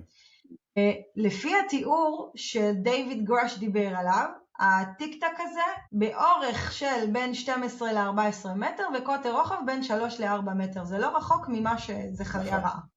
נכון, מדהים. איך נראית מגילה? היא נראית כמו סקור, נראית כמו טיק-טק כמו... אבל זה מה שמדהים, שהיום עם כל הנושא הזה של הסתרה, סילוף המציאות, יש דבר שמאוד מאוד ברורים בו הנושא הזה של לגלות לתודעה האנושית שחוצנים נמצאים איתנו. מה הם אומרים? הם לא אומרים כן, החוצנים הגיעו, they have arrived. הם לא אומרים they have arrived, הם אומרים משפט אחר, הם תמיד היו כאן. וכשאנחנו נסתכל בנביאים ובכתובים, אנחנו נראה שלכל הדברים הקוסמיים שהם חוו, יש דרך הרבה פחות מרגשת להסביר, וזה כנראה אינטראקציה עם חוצן. דבר שהיום זכריה היה בא ומספר דבר כזה, כנראה שהיו שוללים אותו על סף אם הוא לא צילם את זה עם הפלאפון. וגם להגיד לאנשים, אז אתם רואים את הקולות, אפשר לראות את הקולות. גם אנשים יגידו, מה זה לראות את הקולות? המצאה, נס, רש"י וכאלה אומרים נס, עשו להם נס. היום אנחנו יודעים שהנס הזה זה לא נס, זה סינסטזיה. נמשיך. אבל רגע, אבל שנייה, על פסוק זין. מה? איפה? והנה כיכר עופרת נישאת. וזאת אישה נכון, אחת יושבת בתוך האיפה. נכון, תשים לב. הם אומרים פה למעשה, שבתוך כיכר העופרת, כנראה כלי טייס שהיה נראה שעשוי מעופרת, יושבת שם אישה, אוקיי? בתוך האיפה זה בתוך הפינה, אוקיי? ויאמר זאת הרשעה, וישליך אותה אל תוך האיפה, וישלח אבן העופרת על פיה. ואשא עיניי וארא, והנה 2 נשים יוצאות ורוח בכנפיהם, ולהן כנפיים ככנפי החסידה. כנראה הוא מדבר על תקופה שהוא חי לצד, ככל הנראה הנונקים, שיכולים לעלות על כלי טייס ולעופף, שזה גם מה שזכריה סיטשין אומר לנו בספריו, מי שמתעכב על הבלגן שיש מאחורי יכול לראות את כל הספרים של זכריה סיטשין. למה? כי תראה לאן הם טסות לבנות להם בית, באיזה ארץ? ארץ שנער. מי יודע איפה נמצאת ארץ שנער? שנהר, שלא מפסיקים לדבר עליה זכריה סיטשין. זה בבל, והמשמעות של בבל, מה זה? בבילון, אנחנו לא הרבה יודעים את זה, אבל זה בבל, השער לאלוקים, הם הגיעו לשם, הם פיתחו את האנושות משם, ומשם יצא ה-first civilized man. זה בין הפחות מפורסמים, כי יש עוד מלא אינטראקציות כאלה, כל הסיפור של הנפילים, כל הסיפור של מעמד הר סיני, מעמד הר סיני אומרים, וזה לא חוצן, זה אלוקים מתגלה אליהם, מה הוא אם לא חוצן? סיכמנו את העניין של שהחוצנים היו פה מאז ומעולם, יש לזה ראיות בתנ"ך, יש גם בספרים עתיקים אחרים. אני ואת מסכימים שיש כנראה ישות רוחנית שהיא, אנחנו קוראים לה אלוהים, אבל אלוהים זה כנראה הכוונה לחייזרים. אני רוצה לדבר איתך על עוד 2 נושאים לפחות. אחד זה על remote viewing ומה הקשר של זה לתופעה ולחייזרים. והדבר השני זה על הגזעים השונים שנמצאים פה ביקום. אוקיי, טוב, מה זה למעשה remote view? remote view זה בעצם היכולת להסתכל דרך העיניים, אבל התודעתיות, זאת אומרת לזרוק את התודעה שלך למקום אחר ולראות מה הולך שם. זה נקרא remote view. זה יושב תחת העולם של ESP, Extra Sensory Perception, שזה בעצם פיתוח יכולות חישה, אבל היכולת להסתכל דרך העיניים היא לא בהכרח דרך הקולטני אור שיש לנו בעין. יש לנו גם עין שלישית שיושבת בתוך המוח שלנו, שקולטת את האנרגיה שלה בזמן שאנחנו הולכים לישון. אני ערה והעין שלי והעין שלך מקבלת מהשמש מלנין, וכשאנחנו הולכים לישון בלילה, המוח לוקח את המלנין הזה טק לבלוטה. אבל כשאנחנו מדברים על remote viewing, בהקשר של התופעה, אנחנו מדברים על הפרויקט של ה-CIA Stargate, שבו גייסו אנשים שיש להם את היכולות הזו כדי לרגל. זאת אומרת, נכון. שלחו את התודעה שלכם לרוסיה ותגידו לי מה אתם רואים. נכון, נכון מאוד. ומי שהיה אחראי על הגיוס של האנשים האלה קראו לו אדוארד מיי. חלק מהאנשים, הרבה אנשים היו בפרויקט סטארגייט. היה את אורי גלר, היה את אינגו סוואן, היה את ג'וזף. אורי גלר אשכרה שירת בפרויקט הזה? אני לא יודעת, הוא טוען כל הזמן שהוא היה בסטארגייט. אני לא יכולה להגיד לך. כן, הוא אומר שהוא היה? כן, הוא אומר. סטארגייט, CIA, סטארגייט. אני ראיין אותו, נראה. בוודאי, תשים את זה כמשימה ותגיע לזה. עכשיו בא לתרגל remote view, אני יושב איתכם בקבוצה שלכם של מצפה, ואתם שמתם חפץ בתוך קופסה, ואני עכשיו רוצה לעשות remote view כדי לראות את החפץ הזה. מה אני עושה? אני יוצא מעיניים ומה? מה אני עושה? כל אחד בדרך שלו מוצא את הדרך להתחבר למה שיש בקופסה. אני פשוט צריך לדמיין את הקופסה? ולראות מה עולה לי בראש? תסתכל, אני מביאה לך את הקופסה ככה למולך, ואני אומרת לך, יש בפנים חפץ, תסתכל, תגיד לי מה אתה רואה. בוא תדמיין שאתה פותח אותה ויזואלית ורואה מה יש בפנים. בדרך כלל מה שקופץ ראשון לראש אצל אנשים שתלוי מה היכולת שלך לתפוס אינפורמציה באוויר, זה הכי נכון. אחר כך הם מתחילים להתבלבל עם מה ההיגיון אומר להם שצריך להיות בפנים. מתחילים לחשוב מה אני ואז רוצה לשים. ראיתי, אתה יודע, אנשים שזה מאוד ויואר, הם מציירים. נגיד, נותנים להם קורדינטות, ומציירים את מה שהם רואים, ואחר כך משווים את זה למה שבאמת יש שם, ומי שמצליח זה באמת אותו דבר, שזה הזוי. נכון. ברמות. יש בארץ remote viewing מפורסמים? חוץ מאורי גלר? לא, אורי גלר אומר שהוא remote viewer, באופן אישי לא ראיתי אותו עושה remote viewing או מסוים. טוב, אז באמת הקשר, אני זוכר ששאלתי את שניר, מה הקשר של remote viewer לתופעה, אז הוא אמר לי שאינגו סוואן, שהוא אולי נחשב remote viewer הגדול, הוא וג'ו מקמונגול, זה כאילו השמות הכי גדולים בעולם של ה-remote viewing, אז הם תקשרו עם חייזרים, או לא יודע, ראו חייזרים, או ראו תרבויות חצניות. ג'ו מקמונגול מפורסם בזה שהוא ראה ציוויליזציה ופירמידות על המאדים. נכון, ואינגו סוואן זרק את התודעה שלו לירח, ואמרו לו לחזור מהר חזרה, כי חשו בו. נכון, וחשו, וגם הוא אומר, ראו אותי, רואים אותי, מסתכלים עליי, קולטים אותי, ואמרו לו תחזור מהר מאוד לפה. זאת אומרת שהרמוט ויואינג נעשה במישור של התודעה, שזה המישור שבו החייזרים מתקשרים איתנו, עם בני אדם, וזה בעצם הקשר. חד וחלק, כן. אנחנו יודעים על כמה סוגי, בואו ניכנס עכשיו לסוגי חייזרים. אנחנו יודעים על כמה סוגי חייזרים והתקשורת שהם, והאופן שבו הם בוחרים להתגלות לבן אדם. אוקיי, אז בעיקרון, סוגי חוצנים, סוגי תודעות חוצניות, איזה מנסות לתקשר איתנו גם. קל מאוד למצוא מעגלים חופפים בין ישות אחת לשנייה, אם כמו שאמרנו מקודם, היית במקסיקו וראית דברים שקשורים למצרים העתיקה, בתקופה שאנחנו יודעים שלא היה להם טיסות של ריין אייר לאזור, מכל הדרך מקהיר אל גואדלחרה, מקסיקו, או מקסיקו סיטי. אז איך זה בעצם קורה? כי יש לנו frequent visitors לכדור הארץ, יש אנשים שישבו ומיפו את סוג ה-frequent visitors האלה. השני הדין, אלנה דנן, כל מיני אנשים שבעצם יש להם תקשורת עם ישויות שבאו ודיברו על ישויות אחרות, אבל אנחנו לא צריכים להרחיק לכת על המקרים של האנשים האלה, בואו נסתכל מה הולך בינינו, גם בתוך בני האדם, ונבין שיש כאן אוכלוסיות שנוצרו מגזעים שונים, ואנחנו יכולים לראות בהחלט שיש בינינו שינויים גנטיים, שככל הנראה הם לא מתוצאה אבולוציונית, ומתוצאה של התערבויות של אוכלוסיות חוצניות שונות. תסתכל על ההודים, וסוגי האלים שהם מאמינים בהם בצבע כחול. ההודים מגדירים את הכלי טייס של האלים כווימנות, והם מתארים לך כלי שנראה לגמרי כמו חללית, אתה תעשה גוגל, תראה מה זה, אתה תהיה blown away, ממש כמו הדברים שראית במקסיקו סיטי. אני רואה וימנות. וימנה, אתה לא יודע מה זה? וימנה? פעם ראשונה שאתה נתקל בה? לא, אני שמעתי על זה, אבל אני אף פעם לא ממש... את יודעת, אני יחסית חדש בתחום היופולוגיה, ואין לזה סוף. כמויות החומר הן בלתי נתפסות. זה גם לא נחשב יופולוגיה, זה נחשב חלק מהתרבות והדת הבודהיסטית. כשאנחנו קוראים בספר זכריה, זה לא יופולוגיה, אבל הוא מתאר כיום משהו שנופל להגדרה הזאת. V-I-N. וואי, זה מדהים. שיתוף מסך, זה וימנה. מרחף. כן, כן, כן, כן. Vimana refers to two main concerns, mythological flying chariots or palaces in ancient Indian text. Tower and Pyramid, וואו, מטורף. מדהים.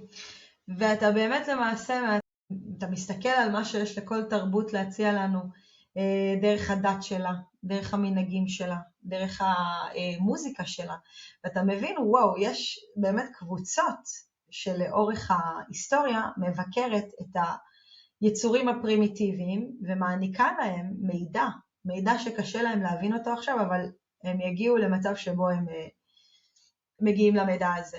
אז כיום הפנטגון, לא הפנטגון, נו, אבל הכריזו שיש כרגע 8 גזעים או 14 גזעים של חוצנים שמהלכים בינינו בוודאות. נכון? הם הנורדים. 4 אני ידעתי, אני יודע על האפורים, על המנטיס ועל הנורדים. יש את הטול ווייטס, שאני לא יודע, זה לא סאסקוואץ' גם, נורדים. כל היצור הזה, סאסקוואץ' גם נחשב יצור שהוא ווירד, לא יודעת מאיפה הוא. מה, תושב כדור, ביגפוט? כן, ביגפוט, תושב הארץ הקדום אגב, יותר מאיתנו. זה מה החבר'ה האלה שהייתי אצלם, שעשו לי את החיזיון עם הגולגלות, זה מה שהם אומרים שהסאסקוואץ' הוא גם יצור בין-ממדי. הם ראו סאסקוואץ' או יש להם עדויות, צילמו? לא. הם הגיעו לזה, הם צריכים כנראה לתקשר איתו. אבל עזבי, ונגיד שהיה להם, מישהו היה מאמין, ונגיד שם הוא כן, אני צילמתי, הנה תמונה. אי אפשר היום, הסיפור של תמונות היום, נגמר. היום התבטל. אין יותר, זהו. העיניים שלנו... AI גמר את הסיפור של תמונות. העיניים שלנו משקרות לנו בקטע הזה. אני אסביר לך איך. אני רוצה להתמקד בסוגי החוצנים הטובים, לא אלה שנרתעים מיכולות סינסטזיות. כי אני די בטוחה שהרפטיליאנים, לסרטה, היא מאוד מאוד נרתעת מיכולות אנושיות כאלה ואחרות, מהסיבה הפשוטה, זה שאנחנו מתעדפים את בני מיננו, נכון? אנחנו לא עכשיו נקבל רפטיליאן בזרועות פתוחות, היא יודעת את זה, היא מודעת את זה. שנייה, למי שאין לו מושג בכלל מה אנחנו מדברים. מה זה רפטיליאנים? ובכן, הרפטיליאנים הם כביכול סוג של ישות חוצנית, בעלת תדר לא גבוה, במיוחד יש כאלה שהסתרו אותי, אולי חלק מהששת העוקבים שבאו להגיד, לא, יש כאלה מהם, ממש סבבה. בעיקרון זה יצור חוצני, ככל הנראה, זה גזע חוצני, שהתפתח אבולוציונית גם תודעתית, הם הולכים על שניים, הם מדברים, הם כנראה גם מחטיאים את חווה, ונתקלנו בהם בסיפור הבריאה, כאילו אנחנו יודעים שחווה מדברת עם נחש, אז יש גזע כזה רפטיליאני, אומרים שהם קדמו לנו, יש את הסיפור המפורסם שנקרא אולה קיי, זה עיתונאי שוודי שלא היה מאמין בדברים האלה, עד שיום אחד לסרטה מגיעה אליו דרך האגם שבחצר שלו, ואומרת לו, אולה, אני הולכת לדבר איתך צפוף, לתת לך מידע על העם שלי, על הסוג שלי, ואתה תשב ותשמע את הכל ותכתוב. ואתה יודע מה, אני גם הולכת להתגלות ולהראות אותי בדמות האמיתית שלי, כי אתה לא כמו שאר בני האדם תחרד ותרצה לרצוח אותי. כן? אגב, זה אנחנו, הרבה מאיתנו שיבואו ויגידו, למה שנפגע, למה שנרצח? אז אני רוצה להזכיר לכם מה האדם הלבן עשה ברגע שכף הרגל שלו דרכה באמריקה, דרום אמריקה ואוסטרליה. קודם כל זה טבח והרג לכל... אוקיי, אז רק כדי לאנשים שלא יודעים דבר וחצי דבר על רפטיליאנים,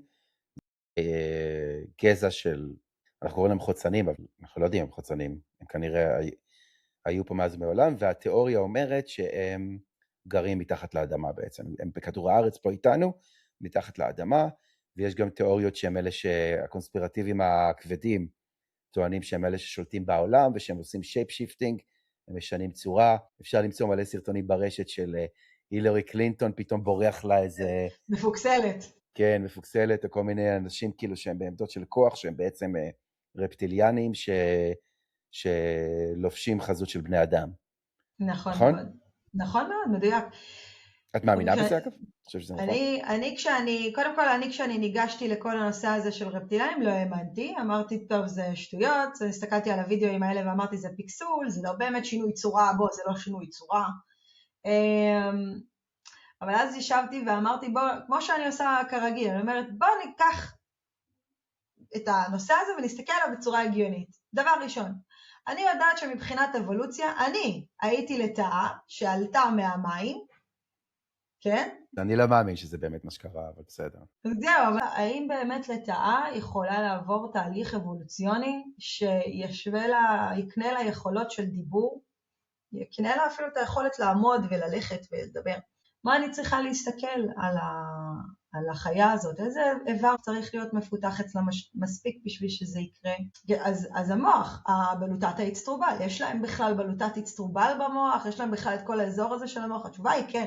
זה מה שמדהים, זה שאנחנו במוח שלנו, יש חלק שנקרא מוח רפטיליאני, שזה החלק האחורי, זה המוח הפרימיטיבי, הוא אחראי על תוקפנות שלנו, הישרדות ותנועות גוף, תנועות גוף שלנו בעיקר. אם חס וחלילה אתה מקבל בומבה, המקום הזה נפגע, אתה משותף. כן, יש מצב שהיצורים האלה יכולים להתפתח בשלב מסוים, אז למה אני לא רואה אותם? פשוט מאוד, וזה מה שלסרטה אומרת. לסרטה באה באג'נדת, אנחנו היינו פה קודם, והגזע שייצר אתכם, הפסדנו לו במילים אחרות, ואנחנו עכשיו צריכים להתחבא מתחת לאדמה מכם, כי אתם חולים במוח, אתם רק רוצים לטבוח בנו, אתם עושים את זה גם לעם שלכם, ואני צריכה להתחבא למטה, והיא מספרת לו על סוגי הגזעים, היא מספרת לו על המתקנים שיש בתוך כדור הארץ, גם כל הקונספט הזה שכדור הארץ הוא חלול ומכיל סיביליזציות קדומות, זה לא איזה סייפיי או משהו עתידני, זה משהו שכבר רבי שמעון בר יוחאי מדבר עליו. בעיקרון היא אומרת שהם כן, הם מצאו דרך לעשות מניפולציה, בשביל שמי שמדבר איתם לא יראה את החזות האמיתית שלהם. אז ממש מיפיתי בפוסט. אז הם כן יוצאים ומתערבבים איתנו לפעמים? הם יכולים לצאת לדעתי ב1,000%, היא מסבירה על האיברי רבייה שלהם. הם מאוד דומים לשלנו, אז ככל הנראה שיכול להיות ולדות והיברידים. כל הנושא הזה אגב מסכת, אני לא זוכר באיזה מסכת, אבל יש מסכת ספציפית בגמרא שמתעסקת בכלאיים, עם איזה חיות אסור לך, אז הם אומרים לך אל תבוא על זה, אל תעשה זה, וגם אבל הם אומרים לך גם ככה, אל תבוא גם על דגים, יש דגה שאם אתה תשכב איתה, כן, לא יודעת מה, תבוא איתה ותבעל אותה, זו השפה שהתנ"ך אוהב להשתמש בה, יהיה ולדה. מי זאת הדגה הזאת? רש"י כותב על זה, הסירנין הדולפינין, שמתעברת ויש לה בינה כמו בן אדם. עכשיו באמת, תסתכל על חיות, אופן הרבייה שלהם לא דומה לשלנו, אבל תסתכל על ההתעברות של הדולפינים. יש לדולפינה איברי רבייה כמו של אישה, וגם לדולפין. כן, אבל מה שמדהים זה שאומרים שלדגה הזאת יש בינה, ואם אתה תבוא עליה, יהיה ולדה. אז מה זה אומר? שיהיה הייבריד. ומבקשים ממך לא לעשות את זה. אז קודם כל הם צריכים לבקש לא לעשות את זה, סימן שהיו אנשים חולים במוח שעשו את זה. ככל הנראה. יש ניסוי מפורסם שג'ו רוגן דיבר עליו בפודקאסט שלו, שמישהו שניסה לפצח, לתקשר עם דולפינים בעזרת סמים פסיכדליים, וזה היה זה מדען. רגע, הוא נתן גם לדולפין או כאילו רק הוא? הוא מילא את הבית שלו, או את המקום שהם עשו את הניסוי במים, והביא לי שם דולפינים, והייתה כאילו מדענית שהייתה שם, והייתה אמורה כאילו לתקשר איתם, אבל כל הזמן הם היו חרמנים, כל הזמן רצו לשכב איתה. כן, יש להם יצר, כמו לבן אדם, זה לא סתם, זה כנראה באמת יהיה ולדה. עכשיו, לך תדע אם אנשים בעבר היו עושים דברים כאלה, וזה באמת יצר את איזה מין סיביליזציה או הייברידס כאלה, שאנחנו לא נראה אותם לעולם, כי הם יודעים, זה מה שעצוב, היצורים האלה יודעים לא להתקרב. תגידי, על הסרטה-פיילס, היא מתארת שם טכנולוגיה גם שיש להם? כן, היא מתארת שיש להם מתקנים מתחת לאדמה, מתקנים ממש, שאם בן אדם בטעות ימצא את עצמו שם, הם מורגים אותו. הם לא ישרוד. אבל יש להם נגיד, מי זה הצלחות המעופפות שאנחנו רואים פה בכדור הארץ? אני לא זוכרת אם היא דיברה על כלי טייס, אבל היא אמרה שחלק מהכלי טייס שלנו הם או שלנו, או של עוד אנשים מתחת לאדמה. היא אומרת שיש עוד יצורים חוץ ממנה שחיים מתחת לאדמה. זאת אומרת, הם לא היחידים? לא, הם לא היחידים. יש עוד תרבויות חוצניות מתחת לאדמה? כן. זאת אומרת, אינטליגנציה לא אנושית? כן. וזה גם יכול להיות כל מיני זנים אחרים של רפטיליאנים שהם מעורבבים. אז זה לא רק הם, אבל זה מה שהיא אומרת. עכשיו זה לסרט הזה הרפטיליאנים, שהם טוענים שהם פה לפנינו, לא יודעת מה הם מנסים לעשות, להתקומם, להתמרד, לא יודעת מה הם מנסים לעשות, בסופו של יום אנחנו ניצחנו בקרב, שככל הנראה קרה ב-6,000 לפני הספירה. את יודעת מה זה ליירה? בטח, כן. מה? בואי תספרי לי על הליירות. אוקיי. זה אנחנו בעצם, לא? תוצאה של אנדרומדה וליירה. אני אסביר. עכשיו, בזמנו, כאילו לפני, בוא נלך על 3,000, 6,000 שנה אחורה, לא יודעת מה, 4,000 שנה אחורה, אנשים שהיו רוצים לתאר יצורים אחרים שהם ראו, היו משתמשים בשפה מאוד מאוד בסיסית, ראיתי או מלאך או שד, כן? שאם אתה, בואו נרחיב קצת את המושג הזה, או שראיתי דמות שלא פגעה בי ולא הרגה, יצאתי בזול, אז כנראה ראיתי מלאך. ואם ראיתי משהו שהפחיד אותי והתגרה בי, אז כנראה שראיתי אתה מבין? זה הדרך להתייחס למונחים האלה, לא בשום דרך אחרת. שמות, גבריאל, רפאל, שהיצורים האלה באו והזדהו עם השמות שלהם. ויש כמה ספרים שאני אבקש גם מהצופים להסתכל בהם ולעיין בהם. יש ספרים כגון ספר מפתחות שלמה, The Lesser Key of Solomon, שהוא מתאר שמות של ישויות, שהם demons or angels, והוא מתאר גם איך הם נראים. והתיאורים האלה שלהם, זה לא מה שאתם חושבים, זה לא הלוציפר שהראו לנו במדע בדיוני. מי כתב את הספר הזה? שלמה המלך, מפתחות שלמה, The Lesser Key of Solomon. זה ספר שכביכול מיוחס לשלמה המלך? כן, מפתחות שלמה מיוחס לשלמה המלך, גם ספר קהלת, וגם בתוך ספר קהלת עצמו. זה לא כתוב בספר עצמו, אבל זה כתוב במפרשים, האנשים, צריך להבין, כשאני אומרת מפרש, זה לא שרש"י רצה לשבת, ויאללה, ככה אני מפרש וזה מה שאני רוצה. זה אנשים שעשו השתדלות, וממש קידשו את עצמם בשביל להגיע לרמה הכי גבוהה שהם יכולים להתחבר לתודעה של האלוקים הקדוש ברוך הוא, בשביל להוציא משם את המידע שהוא צריך להוציא בהקשר הזה. הם חכמים, הם מתפלפלים, כל היום עוסקים בזה. הם נכנסו לפרדס, מה שנקרא, עברו פשט דרש רמז, עד שהם התגלה להם סוד. היצורים האלה ששלמה המלך מתאר, זה יצורים שיש להם פרצופים מאוד מאוד מעניינים. אתה תמצא שם מלאכים שיש להם פרצוף של אריות, שזה בעצם תושבי לירה. זה הלירה? זה כוכב לירה? כן, הלירנים הם נראים כמו אריות, יש להם פרצוף של אריות. גם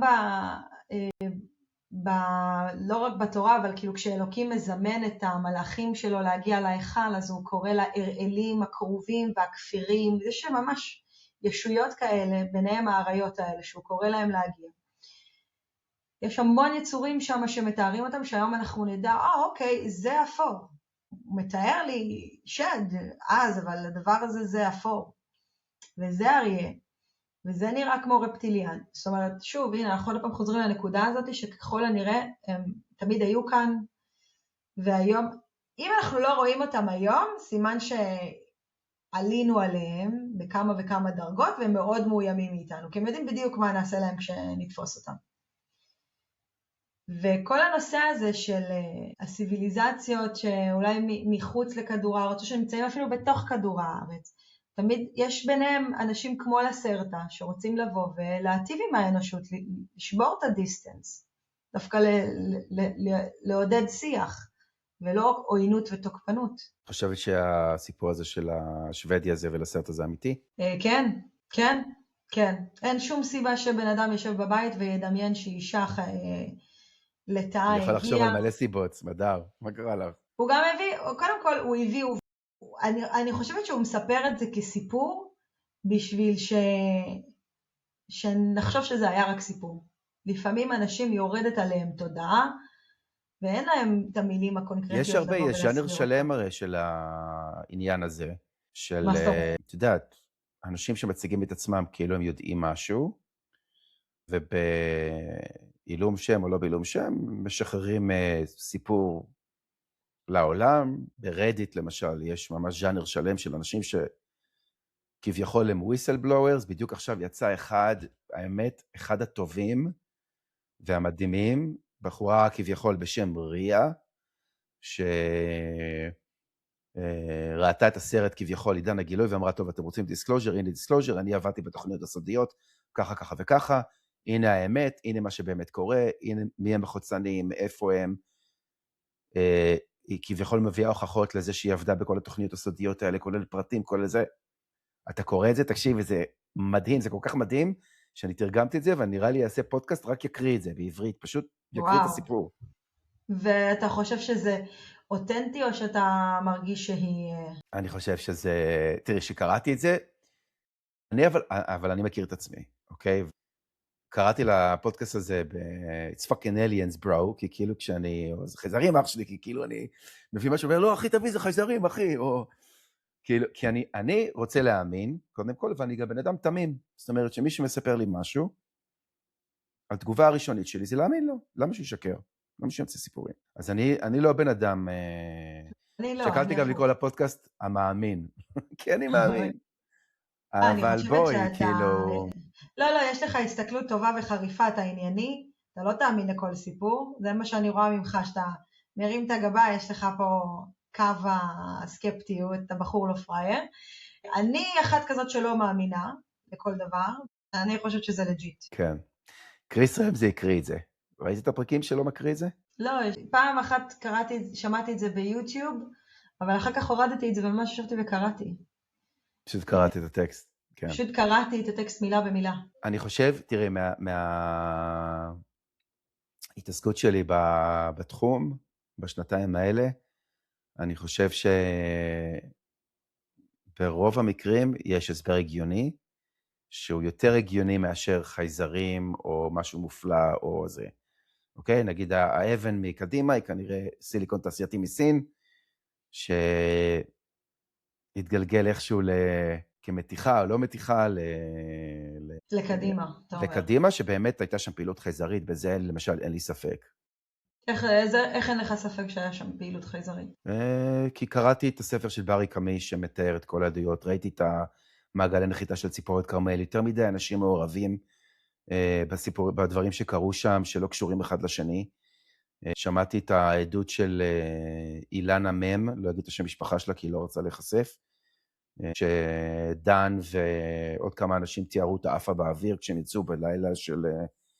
יצאו בלילה לקדימה, ודיברתי איתה והיא הייתה חולת כליות, ולמחרת היה לכולם זמן חסר, ראו אותה מרחפת באוויר, היה לכולם זמן חסר, ולמחרת הכליה שהייתה אמורה לעבור קריטה, התבררה כעובדת, זאת אומרת, הם ריפו אותה. והיא שלחה לי גם את הטופס מבית החולים שמראה שהכליה שלה חזרה לעבוד. אז אני מאמין לה. וואי, יש לך באמת עדות של מישהי שהייתה חולת כליות, והבריאה ביום אחד. כן. במשא ומתן איתה, אני רוצה שהיא תתראיין ותספר את הסיפור, אבל היא לא רוצה. היא גם לא רוצה להיחשף כי היא בן אדם פרטי, וגם אני חושב שיש בחלק שמאמין שאם היא תיחשף, אז אולי כאילו, אתה יודע, תיקחו את זה ממנה או משהו, לא יודע.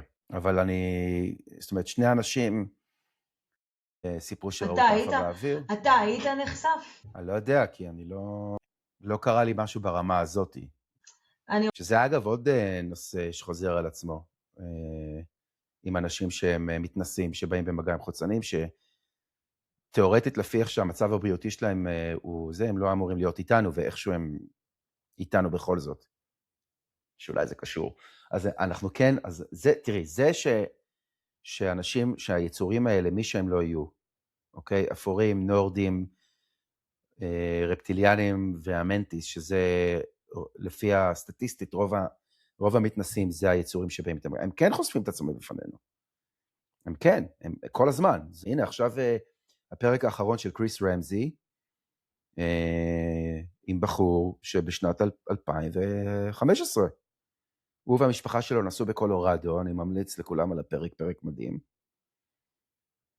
Area 52, קריס רמזי, נסעו לקולורדו ספרינגס, מגיעה חללית ענקית, צלחת מעופפת בקוטר של 2 מגרשי כדורגל, מרחפת מעליהם, ואז פתאום אחרי איזה כמה דקות נעלמת, ואז הם מגלים שהיה להם זמן חסר, ואז פתאום לבן אדם יש חיזיון, והוא מתחיל לרשום קוד, והקוד הזה מפענחים אותו, והוא מעביר מידע אני באמצע הפרק הזה, אני לא יודע איך זה מסתיים. אז הם כן באים איתנו במגע, הם כן נחשפים אלינו. אוקיי? שזה באמת השאלה הגדולה היא, למה הם עושים את זה?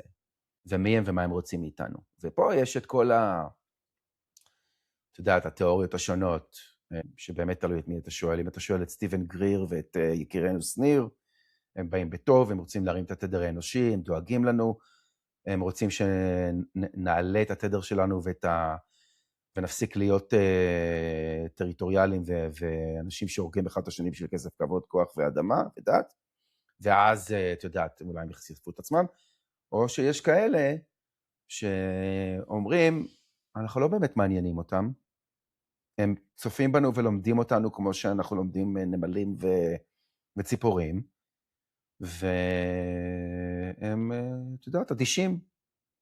את יודעת, פעמים זה גם מסתדר עם כל מה שקורה, נכון? חוטפים בן אדם, עושים לו בדיקות, עושים לו זה, ומחזירים אותו, שואבים לו זרע, מאוד מאוד נפוץ, כן? השאלה היא למה לרפא? אוקיי, אז למה הם מרפאים? כי זה כאילו התערבות, נכון? זה לא סתם ללמוד, אבל אוקיי, זה עוד תיאוריה, ויש את התיאוריה שאומרת שהם פה איתנו כל הזמן, ואולי ממד טיפה שונה, אבל פיזית הם פה, ואז הם אובססיביים לפצצות אטום שלנו ולטכנולוגיה שלנו, כי זה משפיע גם עליהם. כשאנחנו מפוצצים פצצת אטום, זה גם מרעיד את הממד שלהם ועושה להם נזק. אז הם כן מעורבים, ואולי, וגם את יודעת, יש את העניין של הפדרציה הגלקטית, שאומר שאנחנו חלק ממנה, וברגע שאנחנו נגיע למצב שאנחנו יכולים לנוע ביקום כמוהם, זה מפחיד, כי אנחנו לא יצורים שוכני שלום, או דורשי שלום. נכון. אתה יודע, אתה מכיר את הסיפור של ראליזמה, איך קוראים לו?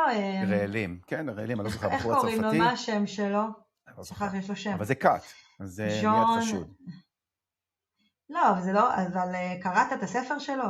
לא, אבל שמעתי את ההרצאה של קובי, יש נציג של ארגון הרעלים בישראל, הוא חבר במופון והוא עושה הרצאות מדי פעם. שמעתי את ההרצאה. אז אני קראתי את הספר שלו, וזה קלוד ווריליון הוא רעל.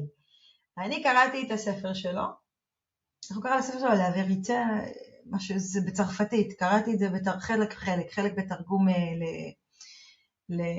כאילו חלק בצרפתית וחלק באנגלית. תקשיבו, הספר שלו מרתק, זה בן אדם שטוען שהאלוקים לקחו אותו, אלוקים, לקחו אותו, והם אומרים לו את הדבר הבא, אתה, your kind, מתקדם יותר מדי, יום אחד תצליחו להגיע לכוכב לכת שלנו, אנחנו לא רוצים שתבואו לפה. זה מדהים, שהם כזה, אנחנו לא רוצים שתבואו לפה, שערו שם, תחיו אותה, נסו להיות נחמדים, נסו להיות טובים אחד לשני, ועוד שתשתדלו פחות להרוג. זה מדהים, כי זה גזע חוצני שבא וכאילו מתגלה לאיזה בן אדם, במלוא לנו, אתם בעייתיים לנו ממש, ועצם זה גם שאנחנו פוגעים בהם, זה סימן שהם נמצאים בתוך כדור הארץ, ואנחנו עם הניסויים שאנחנו עושים פה, בא לנו עכשיו גם להנדס את האקלים. אתה יודע, אז לפני כמה שנים שדיברנו על הנדוס אקלים, אנשים אמרו, וואי, זה איזה שטויות. היום אנחנו רואים שזה לג'יט וזה דווקא מבורך, אבל אנחנו לא יודעים מה ההשלכה של זה במקום אחר, כן? לנו יהיה גשם, במקום אחר יהיו רעידות אדמה. אגב, ספר בראשית, כשאלוקים מייצר את האדם, מה הוא אומר לו שהוא הולך לתת לו את הזכות לעשות? לעבוד את האדמה ואת השדות, החבילה והזהב. החבילה והזהב. כן, איך המילה חבילה וזהב מצאו את דרכם לספר? פרק ב' פסוק י"א. הוא מתאר הוא קבלן, הוא הביא לך, ייצר אותך, ועכשיו אומר לך מה העבודה צריכה להיות. הנה, שם האחד פישון, הוא הסובב את כל הארץ, החבילה אשר שם הזהב. המילה זהב. אני עד אז לא יחסתי לזה חשיבות. יותר חשבתי על המידה שבה אלוהים כועס חרון אפו על החטא הגדול שאני אני כאישה סובלת עד היום מהחטא של חווה. אתה מבין? אז יותר התמקדתי בחטא הזה, כי זה משפיע עליי. אני רוצה לתקן אותו. ביהדות יש איזה עוד מין אשליה כלשהי שנוכל לתקן יום אחד את החטא של חווה, לא להיות בכאבים. אז פחות התמקדתי בזה. אחרי שקראתי את סיטשין, פתאום קראתי לנו, וואו, הכל נמצא פה, הכל נמצא כאן. בוא נראה לך עוד משהו מדהים, וזה, אני באמת אשמח שהידע הזה יגיע למי שיוכל לענות לי, אין לי מושג למה, אבל בשנת 2020, מוזיאון התפוצות שינה את שמו, איזה שם הם החליטו שמייצג יותר את העם היהודי איחוד. מי זה אנו? אני שלחתי להם הודעות להבין למה, ואמרו לי, זה היה ועדה סגורה. אנו, אוקיי, בוא תסתכל עכשיו בבראשית. פרק... את שמו לאנו, מוזיאון העם היהודי. In the fucking ועדה סגורה בשנת 2020, כי היה קורונה, אז הם לא יכלו, אתה יודע, הם לא יכולנו להוציא את זה לציבור, עשינו את זה סגור. מי היה הרעיון? זכריה סיטשין מת, אז למי היה את הרעיון לקרוא לזה אנו? למה דווקא ככה? אני שואל את ג'מיני למה. חלק ממיתוג חדש, שימוש בשם קצר מודרני בחלק שנותן לקהל הרחב. למה השינוי? אנו ההפך מהם. מדגיש את השייכות של כל יהודי בישראל בתפוצות למוזיאון. הוא מבטא את הרצון לחבר בין כל חלקי העם. טוב, זה ההסבר.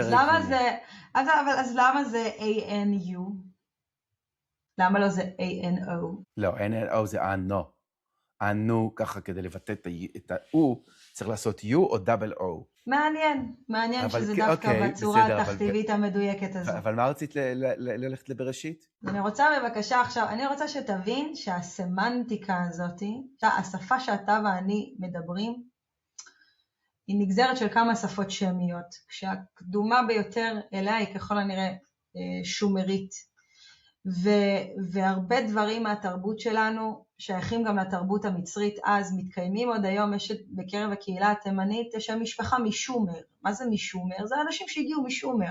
שומר הייתה קיימת, כאילו אתה מבין? בכל הדבר, מרזוק, משפחת מרזוק, השם מרדוך, האל המסופוטמי. עכשיו, ברגע שאתה נתקל בכל השמות האלה, צריך להבין דבר מאוד ברור, אלה ישויות שהיו מובילים לדבר עבירה וסגידה. זאת אומרת, נחשב עקום, וכל מה שקשור לעבודת אלילים לא אמור להיות כתוב בתנ"ך. אבל עדיין, עם זאת, אנחנו רואים את השמות שלהם, חוזרים באופן רפטטיבי בתוך התורה, שנזכור דבר אחד, כשמשה רבנו קיבל את התורה, הוא קיבל אותה בנשימה, בפעם אחת ירדה אליו, והיה צריך לשבת ולהפריד אותה מילה מילה, אבל הוא קיבל את זה בבליל של אותיות. נכון?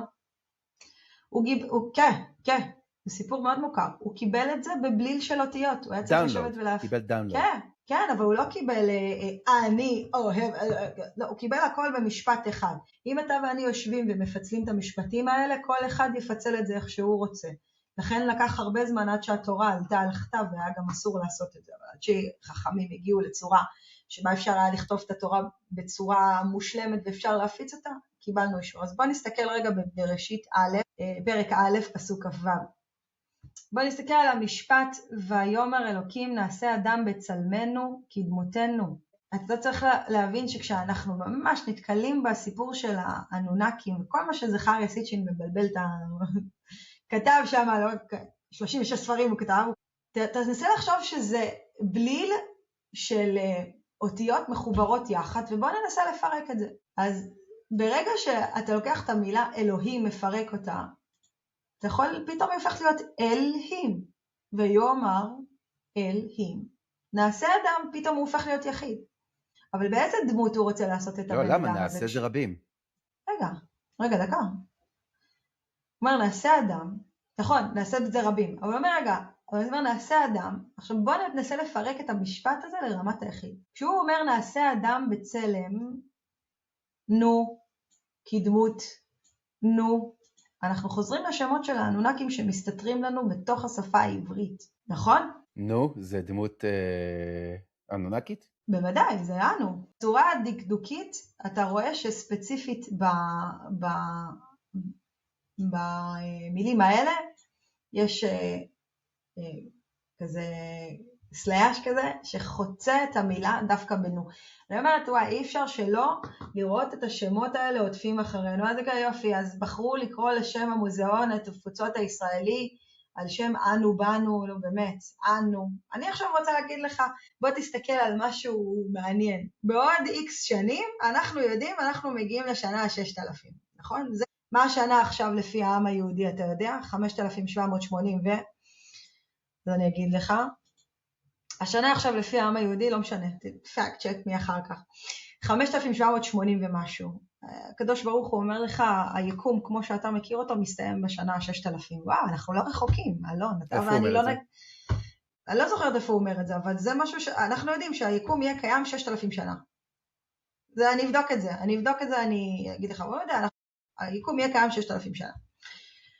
ואנחנו סופרים מהמבול, כן? זאת אומרת, היקום היה קיים גם לפני, אבל הגיע המבול, ואנחנו סופרים מאז הרגע לא הספינה, זה של נוח, התיבה, זה יותר מדויק, הוא לא אומר ספינה, הוא אומר תיבה. התיבה של נוח נחתה על הר הררת, ומשם הם התחילו לספור את השנה החדשה לאנושות. אז הוא אומר, היקום הולך להיות קיים 6,000 שנה. אז בואו, אתה ואני זכינו, אנחנו לא נגיע לשנת 6,000, כן? אבל, אולי כן, אבל אנחנו לא רחוקים משם. אז בעצם, מה אמור לקרות? קודם כל, משיח יבוא, יתגלה, גם אלוקים יבוא ויתגלה. הכל אתה תראה בשמיים. את האלוקים הזה שהיה במעמד הר סיני, אנחנו נזכה לראות שוב. בואו נצא בנקודת הנחה, שאולי לא חישבנו את הזמנים כמו שצריך, ואנחנו הרבה יותר קרובים למפגש הזה ממה שאנחנו חושבים. לפי התיאוריה של סיטשין לגבי האנונקים, ניבר הוא מקיף ועושה אורביט שנערך במשך, 600 שנה, שזה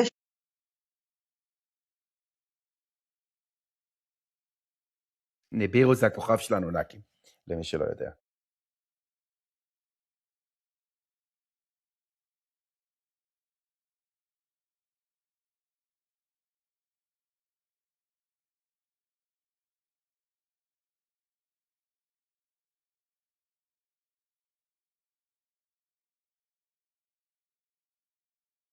מובן הטכני.